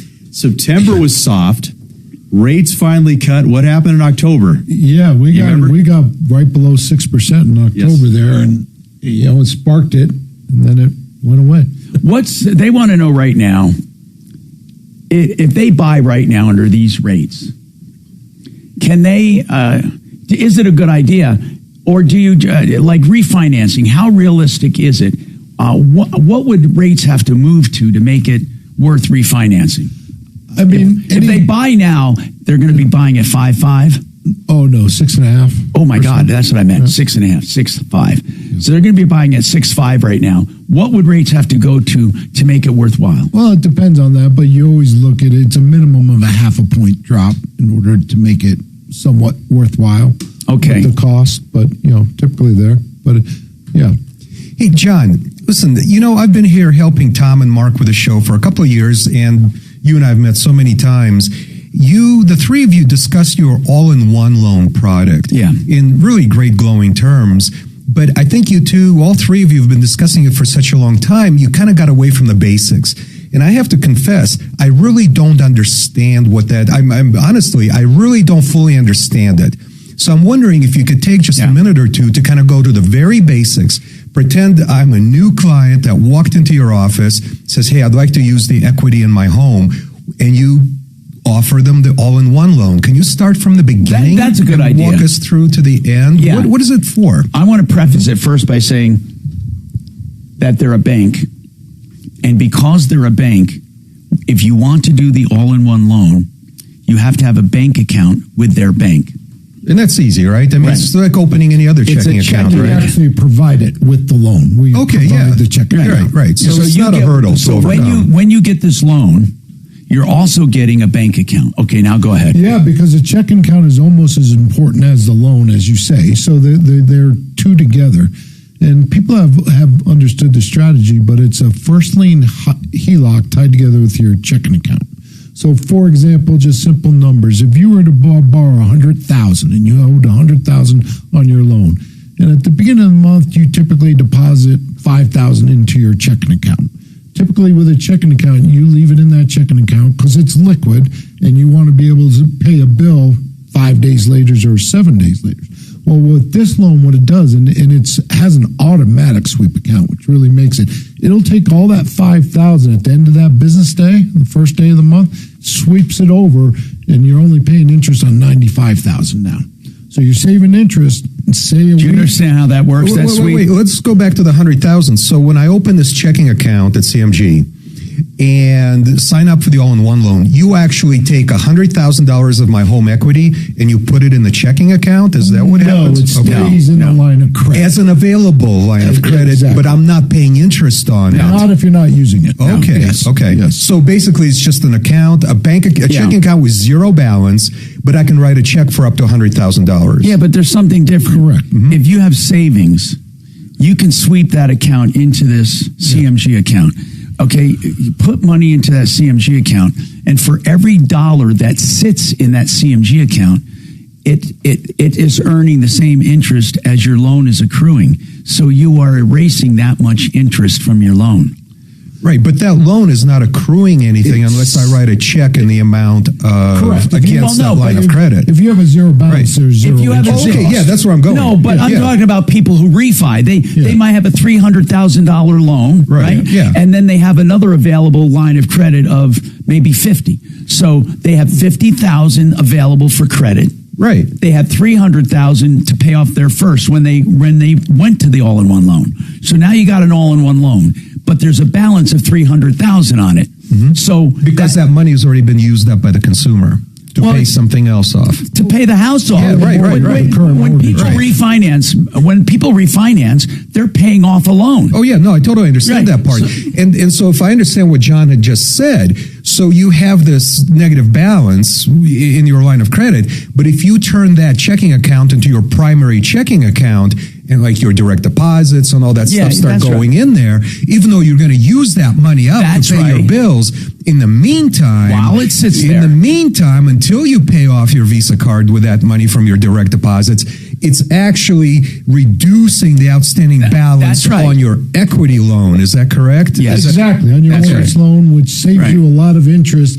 And it's really what people have to understand when Tom talks about amortized cost. Amortized cost in a mortgage is huge. And they don't have those. And the savings of interest through the reduction in that line of credit is huge compared to the interest that you would typically earn in a bank checking account, which is usually zero. It's better than any cash investment you can make. Mm-hmm. Yes. I mean, it is. It's better because it's making today's interest rates, and it is directly applied to the principal of your mortgage. So if you have a refi where you're refining a $400,000 home, now, you have a $400,000 balance in the all-in-one loan, okay? That $400,000 balance, you owe a certain amount of interest. If I keep regularly in all my savings $150,000 sitting in the bank, if I put it with CMG, every day I get credit for $150,000 less in interest. Right, I mean less on interest. Huge compared to what you would get because you're offsetting an interest. You're offsetting this principal balance that you might be paying 6.5% for. So you use this as your primary checking account, and that displaces that number of dollars on your mortgage you are paying 6.5% for. There is no checking account in the world that would pay me 6.5%. That's exactly right. So this is meant to become a guy's primary checking account. It works. You almost have to make it. And then the effective rate on the other balance is lower than the market because of it, because you are controlling what you're paying. And so what people don't really understand, because people say all the time, well, what if I just paid my regular mortgage down by $150? Right, you can. Well, it locks your money up. That's the problem. So the key here is if I have $200,000 in savings and I put it against my $400,000 loan, I'm only paying interest on $200,000. Okay, now, like John said, people that say, well, if I had $200,000, why don't I just pay it down? If you do, you got to go through a whole new loan to get it back. With the all-in-one loan, you simply write a check and you get it back. That's when we say, pay it down, borrow it up, pay it down, borrow it up. You can use it as much as you need it. It's the liquid loan. Yeah, it's there for 30 years, and people pay it down, take it up all the time. But the key is the checking account. Yeah. If times are good, If times are good, you keep all the money in there, and you're not paying a dime in interest. If you need the money back, you can. If you did $200,000 erased off of that, or off of your balance, and you needed that $200,000 in 2 weeks, you can get it back. That's the beauty of it. It stays liquid. You don't have to reapply. Yeah. And one of the things I want to talk about also on this loan is we mix. We can do a mixture of qualifying, meaning we can take your income plus your assets to come up with more of an income. We can do 12-month bank statement incomes on self-employed people now. So it's really becoming a very popular. And one of the better things is when you refi, your equity comes with you. Meaning, if your house is worth $700,000 and you have a $300,000 loan, keep it a $300,000 loan. And when it goes over to CMG, the extra equity becomes available to you as a line of credit. And Tom, one of the surprising things that John told me about only a few months ago is that when you look at the borrower's assets, you can now count retirement funds. That's a miracle. Even if you're under it's way better for qualifying.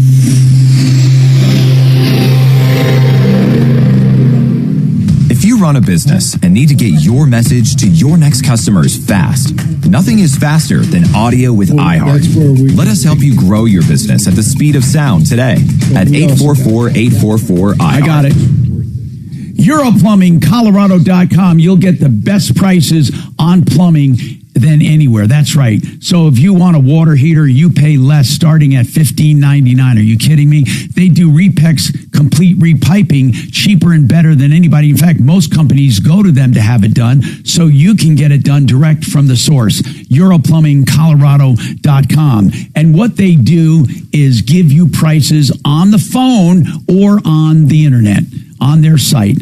You can also call them 720-500-3000. The best plumbing prices anywhere and the best repiping at the best prices. 720-500-3000.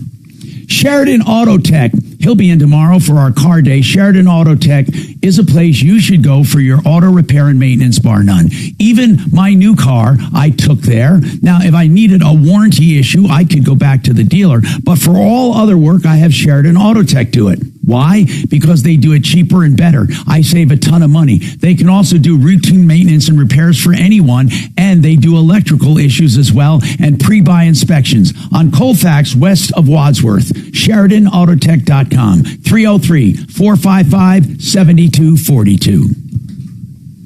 So my question, let's say in my case, Giving you 1 hour notice. You can ask that online. To contact, but they must get your permission each time before you join the scheduled trade. I will definitely walk so you if through I all need this a mortgage that was less than that, live on the would you need anything else? decide which. I mean, all my investments and other things. So the $5,000 a month we get is basic guarantees. Yeah, we can qualify. Then we got to just see what you can qualify for. Do that. Yeah. I don't have to look at tax returns in a case like that. So, which is nice. Thanks, John. I actually understand it now. I swear I never heard the beginning part of how this works. People, it's the checking account that really makes it work. Of course. Because the people that I get calls sometimes, 8 months later, say it's not working like it's supposed to. It's because they didn't make it their primary checking account. Yeah. They would just move like $2,000 over. In and out, yeah.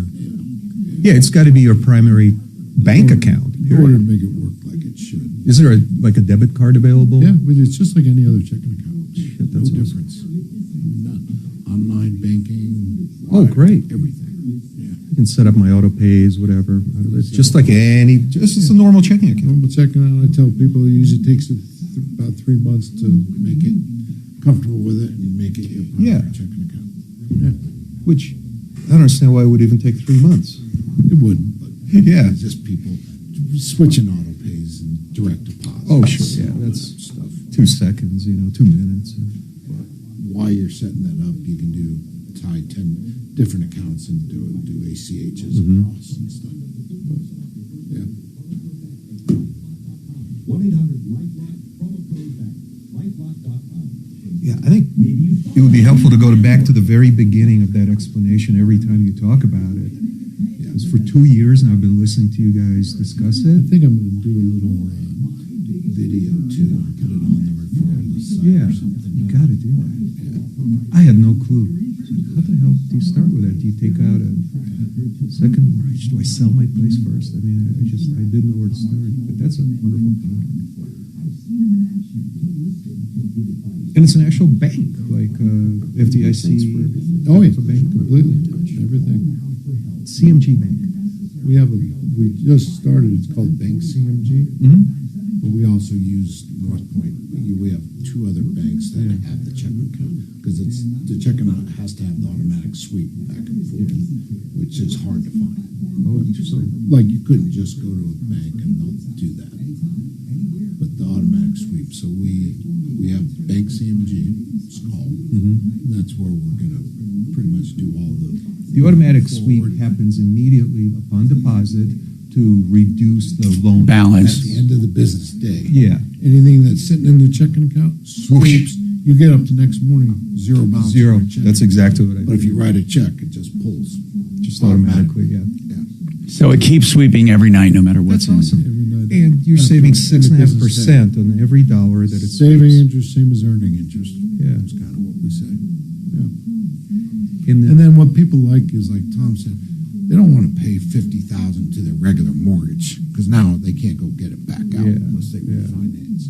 Here you put it in, especially for people that do a lot of business deals, Yeah. And you can do it. If you wanted to buy a car, for example, you could do that and then make yourself car payments. Back to your savings. For example, a car payment, you may have a $500 car payment, but your payment on this is only like $100. So that $400 difference is going Still make that. Yeah. No, It's the best way to finance anything. It is. It's even I get people call me all the time and run the car scenarios for them, and it always is better.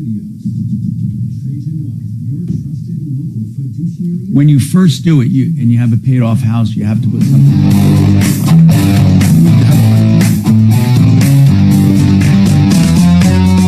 Hi, Tom Martino here. Welcome to the show. So what Mark was talking about tonight in Parker from Joe Chiano, mymoneymovie.com, the retirement deception. They're going to talk about things you can do to hedge for your retirement, mymoneymovie.com. Okay, let's keep going here and talk about... Oh, wait, hold on. I do have some more questions. Good. What is the smallest amount of money people can put down on your programs? What are they? Conventionally, it's always 20%, right, for conventional loans? Well, no. I mean, conventionals now are the first time 3.5% down you can put now. On a conventional loan? You're just going to pay mortgage insurance when you don't put 20% down, but you can put as little as 5% down on conventional. How much does it save you still money? Well, no, because you're going to have a higher payment, obviously, when you put 5% down. There's a trade-out. And so with 20% down, no mortgage insurance. And then to qualify for this loan, this all-in-one loan, you were talking about how the qualification is different because you take into consideration different things. What are you talking about? Talk about what we call an asset depletion or bank statement loan. So, for example, if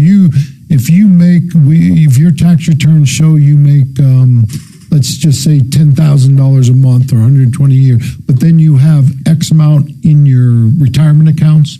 So what we do is if you're under the retirement age, we take 70% of the value of that account, divide it by 120, which is 10 years, and then we can add that income to your tax return income. But you don't have to touch your assets. You leave them where they are. So for example, we calculate income and we can add them together. A lot of loans where you can do one or the other, but we add them together to give you an income. So if somebody has a paid off home and they come to you, you want a minimum line of credit of $100,000. Yes. Now, can they pay that down immediately? Immediately. So they take $100,000 from their savings and put it over there, and they're paying zero interest. Correct. Okay. So a regular checking account, $60 a year to keep the checking account going. Right. Checking account is the exact same as any checking Then account. if I need money, I write it against that 100,000. Correct. And if I need more, I write more, and I can go up to what, 70%, 80%? 80% of the value of the house. Really? Yeah. An 80% line of credit. Yep. Yeah. So and you pay only for the amount of money out for the length of time out. Correct. After you subtract the money in your account. Yeah. So so I have a lot of clients, but that money is not gone. People have to understand that. That they feel weird. They deposit $100,000 in their account. The next day, their account shows a zero balance on that side of the balance sheet. Right. But on the you have available over here, you have that money and it's liquid. So that's the key. So you're just not paying interest on the line of credit. Exactly. Hey, John, I have a question for you. Part of what happened with the housing crisis back in 2008 and 9 was the fact that people were getting 5% loans and had no ability to continue paying the loan. Do you think that having 5% right now is kind of risky in a long-term sense? Like, are we going to get back into that situation? It's risky, but they do a lot of, it's tighter on income qualifying. So really a lot of first-time home buyers, that's all they're putting down, but they have to, call it a 43% or 45% debt-to-income ratio, meaning they're not going to let you go above a percentage of your total income. So yes, they're more risky. That's why you pay mortgage insurance, but they're out there. Now, for example, with the all-in-one loan, when we did it back then, they were doing 100% financing.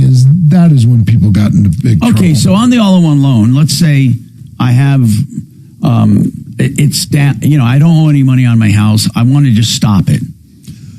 You can just say, hey, send me the deed to my house. And now you lose that liquidity. Right. And it becomes just a checking account. You can keep just a checking account on it if you want. You can. And nothing sweeps. It's just a checking account.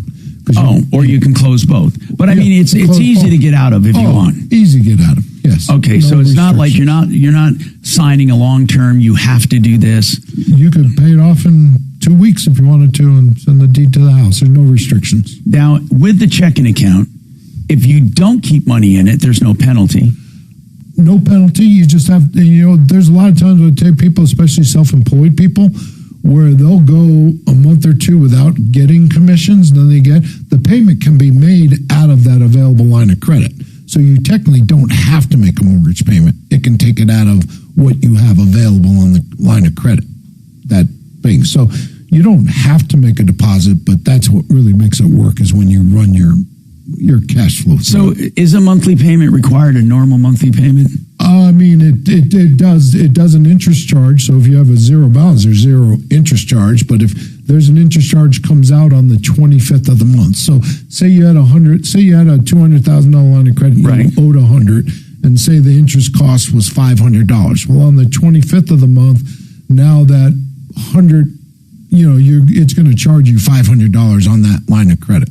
Okay, and then that line of credit. So your interest that you owe could be compounded if you don't make the payment. Yeah, if you don't run anything into it, it's not a loan for people that are just, if I make $10,000 a month and my bills are $10,000 a month, it's not a good loan for you. You'd rather get into a fixed rate type thing. Okay, because if you that interest is going to compound, meaning you don't have the ability to make that extra payments. So you got to keep paying off the balance, is what you're saying, just like with any loan. Yeah, yeah. And I assume the interest is, for tax purposes, treated like any other mortgage interest. You get 1098 just like any other interest. Yep. So for the beginning, you get a line of credit for however much it is. Mm-hmm. And if part of that line of credit was used to buy off your home, to refi your home, then you get to pay that down. And if you need the money, you borrow it back. Correct. And you can do that back and forth. Back and forth. Typically, my average client pays their house off in about 9 to 10 years. And when but they keep the line open because they use it for other financing. Yeah. So that's what I like. I like the idea of having a line of credit on a paid off house because it gives you protection from lawsuits. Protections, flexibility. Yeah. Yes, it because does. you have a line of credit, you can borrow that up. It's showing a lien on the house from the very beginning, isn't it? It is, yeah. It So doesn't show a zero balance. If you did a 500,000, you had a zero balance, it'll show that 500,000. So it will look like you have You have zero equity in your house. Or and that's for not asset zero equity, protection. but less equity. Well, you'll have a lien because you have the ability to borrow that much money. Up to that amount. It'll keep that lien on there. Yeah. And you only pay interest on the money out. Only pay interest on the money outstanding, which is fantastic. I mean, when I run, usually it depends on, again, money's in, money's out, but our typical effective rate is less than 3% when we run the simulator for most people. Wow. So if someone wants to use this for purchases and then pay themselves back on their loan, it might pay rather than getting a car loan. Let's just say they have enough to get a car, a nice car. Yep. They can still make payments like they're making a car payment. Yeah, so for example, when I run these scenarios for people, say you had a car payment that typically a 5-year note that you're going to pay $500 a month on a car payment. Right. When you do the calculations with the all-in-one loan, that may cost you $100 a month in interest cost. Yeah. So if you keep thinking that $500, that extra $400 is going to pay it off a lot quicker. So you're going to pay a 5-year car note off in like 18 months. And you're going to do that and you're going to pay off that on your own line of credit is what you're saying. Correct. And you're going to be able to... Because it's all going to principal or most of it. Most of it's going to principal where, when you amortize loans like a 30-year car loan, I mean, they're taking all their interest up front. I mean, they're going to make their interest before they start letting you pay principal. So it's not a bad idea to finance things through that, as long as you don't turn your car into a 30-year loan or you do stuff like that. Then you get stupid if you don't keep track of things. But it does allow you to buy things and finance them or to do home improvements. It does, and what's really, I find people, because we always get these people like one husband or wife, and they'll say, oh, he's going to just spend it all because he has it all. But it really does the opposite. When you're in there in the loan and you just start seeing we owed $400,000. After 6 months, we only owe $380,000. You get excited to pay it down because you're not doing anything different on your lifestyle. You're not making extra payments to your mortgage. You're not doing anything except bringing this checking account into the mortgage and letting that money that typically sits. Because let's face it, people use a checking account just for a holding place. But you said if somebody has $10,000 coming in and $10,000 going out, it may not be the loan for them. But why not? Because if that $10,000 sits there for 15 years, that's what I don't know. But you're right. If you pay your bills at the end of the month every time, so you got that money sitting there for 28 days, maybe. Yeah, it could still work. It'll still credit you something for that money. It will. But your effective rate now is going to be more of the 7 or 8%, where 30-year might be 6. So that's something we analyze. And when you do this, do you do only 30 years or do you do 15s? No, you can amortize it. You can do it you can pay it down as quick as you want. When you write it though, it's 30. We allow it for 30 years. Okay. But typically most people pay it off in 10 years. And if you pay it off and just keep it paid off, it's just a tool if you need it. It's just a tool if you need it. But if you want to sell your house, you just sell it. Sell your house. But you guys keep the deed, though, for as long as the agreement's in place. Well, it's open. And what's nice about it, show a lot of people, too, is people say, well, I'm only going to be in this house for 6 or 7 years. Well, it's even better at that point because when you go to sell the house, the biggest thing is you're going to pay principal down right away. So you're going to actually have more money left over if you sell your house in 5 years. You're going to make more money. Okay, hold on. We got more coming up on the Troubleshooter Show.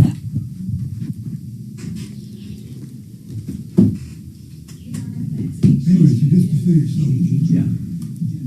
finally I got fed up. I called up collision place. Yeah. And they said, we're closing this location. Yeah. You need to go to this other location. So I go to the new Caliber location. They said, we never got your records. We don't even know what you're talking about. So now it's been since November. What? Since November? Yeah. Do you have a rental car? Well, no, the car was drivable. Oh. Otherwise, I would have gone crazy. But they said, well, you need to get a new estimate, blah, blah, a new claim. So I call up. I've been trying to get in touch with the agent that they gave me, at the main office of Yeah. Travelers. Should I call Brian and just ask him to look into this? Yes, for sure you should. What the hell?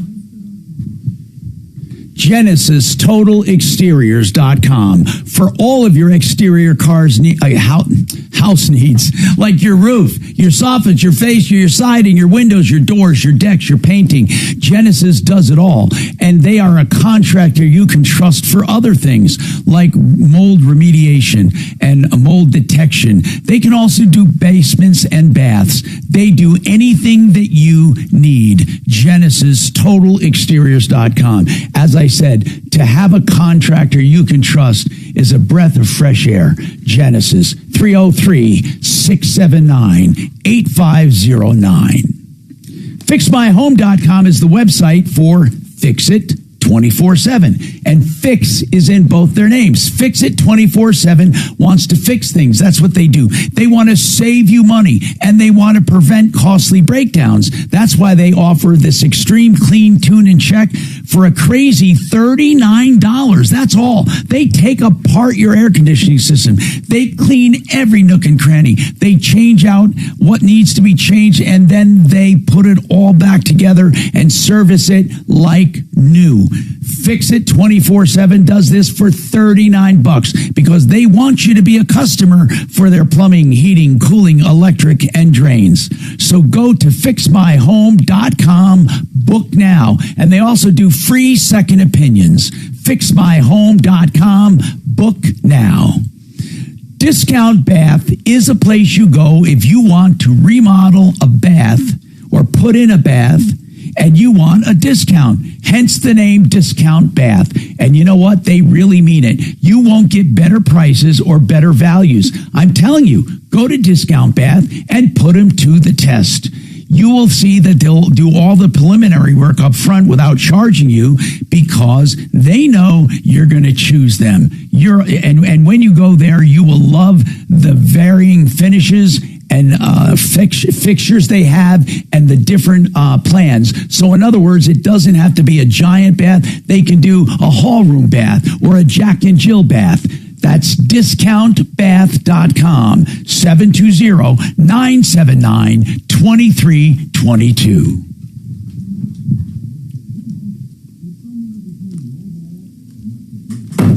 Did you write what?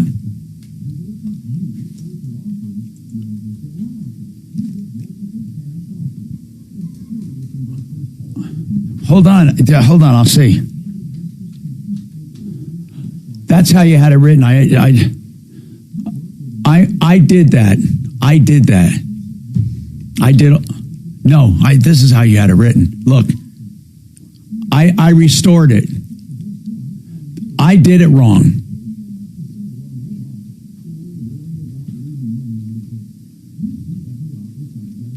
Right.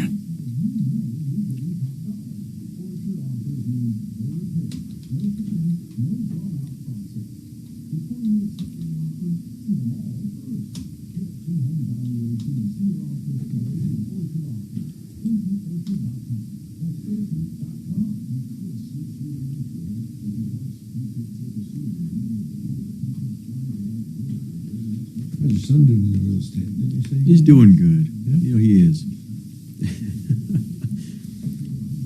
I told him, you have quite the advantage because when I was his age, I didn't have somebody like me teaching me. He has me teaching him, which is nice. I just didn't have anybody with a lot of experience, you know. So I kind of had to learn the hard way, you know.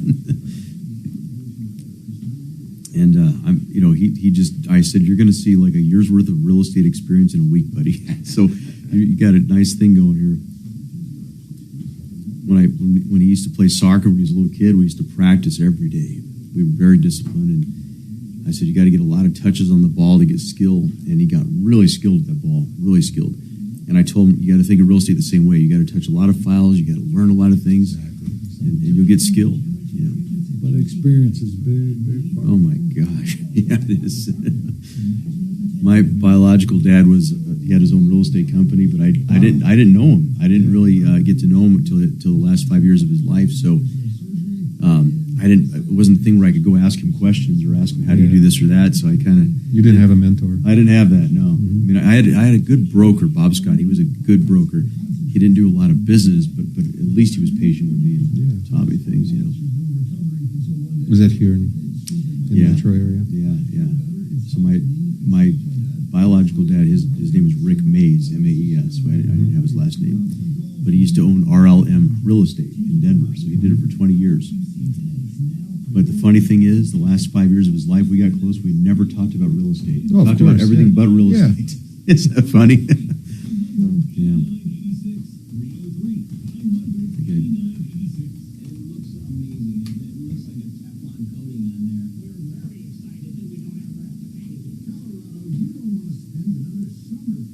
That was him.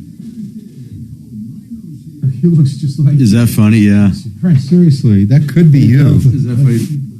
Tom, that was my dad. Here, I'll show you. I think I've showed you him. He was in real estate for 20 years. Oh, cool. You look like him. Is that funny?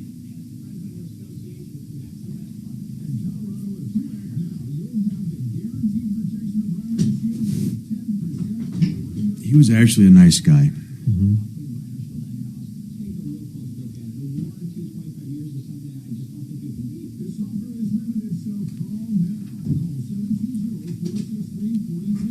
Do you do any advertising on social media? Not really advertising. I got, they post stuff. Yeah. I don't know. I mean, I do it. I guess it's the thing to do, but it's okay. I mean, I get some off social media, but I can't tell you that everybody's just calls you off of TikTok or. So what do you do? Just boost your post and stuff like that? I'll do it for my listings. I don't like do what some people do and do I don't know. I'll post like an actual listing. We'll hit about 50, 100. Get a lot of exposure there. Hi, I'm Tom Martino, your troubleshooter. Got an interesting question on real estate here. So we've talked about pricing a house and what it ultimately goes for and all of that, but we never talked about actual appraisals. So when you get a bidding war and prices go up, how do you get the appraisal to go up, or have appraisals come in lower, or have appraisals kill deals recently, Frank? Well, I'll tell you this, Tom. If you get good demand, we still have buyers, believe it or not, that will say if it doesn't appraise, I'll cover the difference. Really? Also, though, not always, though. Now, but there was a time back when that happened pretty frequently. Nowadays, what I find is if we hit peak price and we show, hey, there was good demand on the property, I have very little problems with appraisal. Really? Usually they'll just say came in at value and we can justify the price. I do a lot of research to show the comps to justify the price, but also we had a lot of demand. And when you do the research, do you show that to the appraiser? It depends. Sometimes the appraiser doesn't. You don't want to seem like you're trying to persuade them. You got to stay out of that. But if they want the help, say, hey, Frank, do you have some comps you can share? I'm always happy to do that. So it's wrong to hand them a 50? Last time I checked, Tom, that may not work too John, well. what do you find about appraisals when you guys send out your appraisers? We find usually, especially the realtors doing a good job, like Frank, that most of them will come in at contract price, meaning it's not ridiculous, but we do have to go off because we get that people all the time. Because a lot of times we'll get people's sale price or appraised value. We have to go off of the lower of the two. Oh, you do? Yes, for the lending side. Yeah. Now, can you refinance it all in one loan, or is it silly you don't need to? You typically don't need to, but I have a lot of people that gain equity after a couple of years. They might want to up their line of credit and get more. But really no reason. It's really, so I like to say it's the last loan you'll ever need, and that's one of the advantages of it, is you don't have to keep refinancing. Rates go down, it goes down, right? You know what I mean? It fluctuates with it. But if you, if you had your loan on there and you would automatically the interest only be taken out, or interest and amortized principal? How is your payment drafted from your checking account? Interest only. And the reason why we do interest only, we want to keep that payment as low as possible because all your extra money goes to pay the principal down first. When you say extra money, meaning the difference. So when I put I put in a set amount every month just because I want to, I only pay simple interest, and the bulk of it's going for principal. Correct. Whereas a regular 30-year mortgage, most of that payment's going to interest. So if I made a hefty payment every month, because it's not the payment, I just want the ability to borrow. I will pay off my home quicker making a regular. If I make the regular payment that people make, I will pay off my house much quicker. You will pay it off quicker. I don't know a lot quicker, but yes, because your payment's lower and you're still making that extra principal payment. And then you can also throw in chunks of cash when you want. And that's what it's designed for. It's designed for your everyday cash. Like, for example, I have $1,000 sitting in there. I know I'm going to spend it, but while it's sitting there, it's lowering your interest cost on a daily basis. Okay, so someone said if you had your own, the text said if you have your house paid off, why instead of putting $200,000 in your paid off home to get a line of credit for $200,000, why wouldn't you just borrow and pay back your own $200,000 bank account? I mean, you wouldn't. I mean, give it to Martino Capital. I know. No, but I'm asking why. Why wouldn't you though? That's a good question. I don't think he was being a smartass, but he said if you have a house that's paid off, and then you put a loan on it, okay, and you have a $200,000. Let's say you have you put a loan and there's $200,000 more you can borrow, okay. Rather than paying for this loan and borrowing that $200,000. Why not, instead of putting that $200,000 with CMG, why not keep it where it is and just borrow it and pay it back there? Yeah, that's easy because of the interest costs. Because the $200 you have out on the mortgage, I mean, you may be paying 4 or 5% mortgage interest on it. Okay, right. If you put it into the bank here, now you're paying zero. So saving interest, same as earning interest. So that's why. Because your checking account's not really going to pay you anything, and you're still paying. In this scenario, you still have a $200,000 mortgage on your house. Okay, all right. That would be the reason why. So in any case, how does it compare? Well, let me talk to RJ about a scam. Maybe I always, when I see scam, I come up. Hey, RJ, what's going on? Hey, I just want to give a heads up to people out there. Yeah. And we've heard this before about people getting scammed and going to the bank and taking out 10 grand here and whatever. Yeah, saying that they're researching fraud and all of that. Yeah, so this one was on Monday morning, early in the morning. I was on the internet, checking stuff. Yeah, and it popped up on my computer.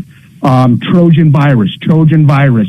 Please do not shut off your computer. I mean, it just kept going on. Please call the number. Please call the number. Really? So, yes. So I called the number. Yeah. And they already had access on my computer. What do you mean? What do you mean already? Without you doing anything? Well, all I did is they punched up on the computer. They were saying they were Microsoft, or he was saying, and he already had access to my computer because I could see my mouse arrow going around and whatever else, and he said, how did he get remote access to your computer? I thought that they send you a code and you have to agree to it. I don't know. I think my malware antivirus, something happened. All right, hold on, RJ. I got to take this break. I think I know what happened. Hold on. Did they get access after he called and while he was on the phone? Get access? I think he yes, sir. fell for it. You have a house on the market for $200,000, right?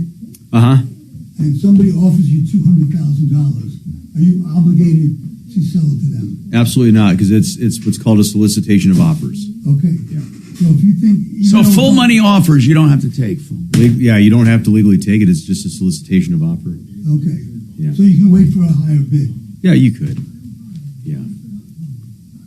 I would tell you most people, see, if you've hit the peak or not. You could tell by the way the market's responding to you, though, Doc. It's pretty apparent. The market has a way of either accepting or rejecting your price. Yeah. But I'm just curious if you had to take it. Nope, you certainly don't. And keep in mind, it's not just accepting the price. Who's to say you like all the terms in the contract? It's not just the price, There's so many other factors they write in there. Many of these agents, I don't understand who got this blueprint stamped. That 9 times out of 10, they write in there, if a survey or an ILC is required, seller pays. If title requires, if lender requires, buyer pays. But pays what? That's like signing a blank check. Put a cap in there. Do something. You know.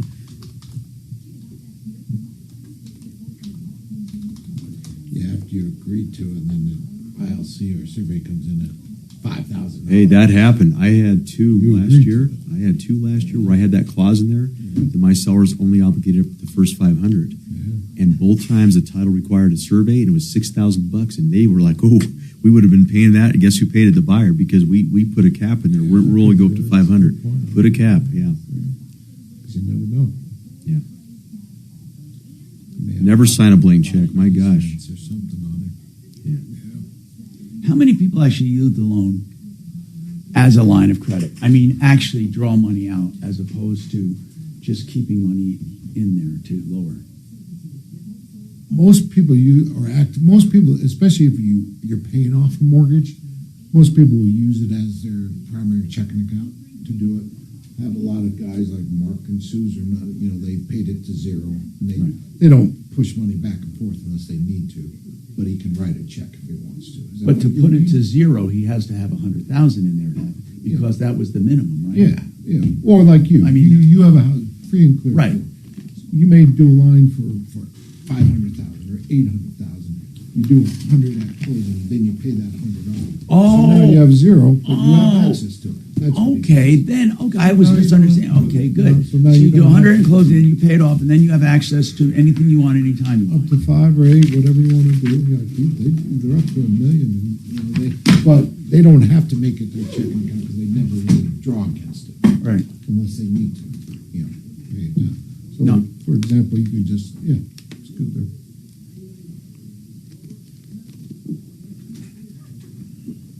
No, I was thinking that I would use it for, I don't know. What's just nice too emergency. now is, it's like for you, you could get tax returns if you wanted to, but you could probably just qualify off asset statements too. Yeah, of You course. know what I mean? And then I don't even have to mess with tax returns.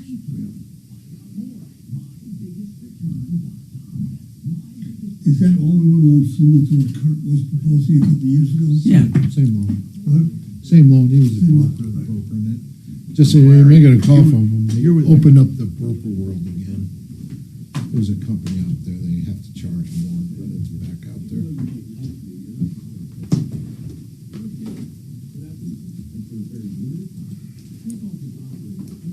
But yeah, it's actually the same exact loan that he was doing. They would sell it to CME. Have a good afternoon. I'll see you tomorrow for pizza day. Yes. Good to see you, Doc. Hey, good seeing you. God bless you, buddy. Be careful.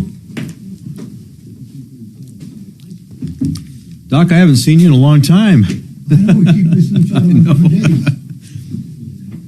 Have a good weekend, buddy.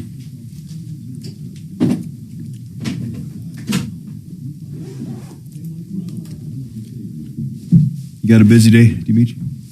Yeah, I got to get back to work and earn some money. So, I need to go find me a color shirt like that. That's a really sharp looking color. I like that blue. yeah, thanks a lot. I got this from Dillard's at Southwest Plaza, but that was a year ago. So.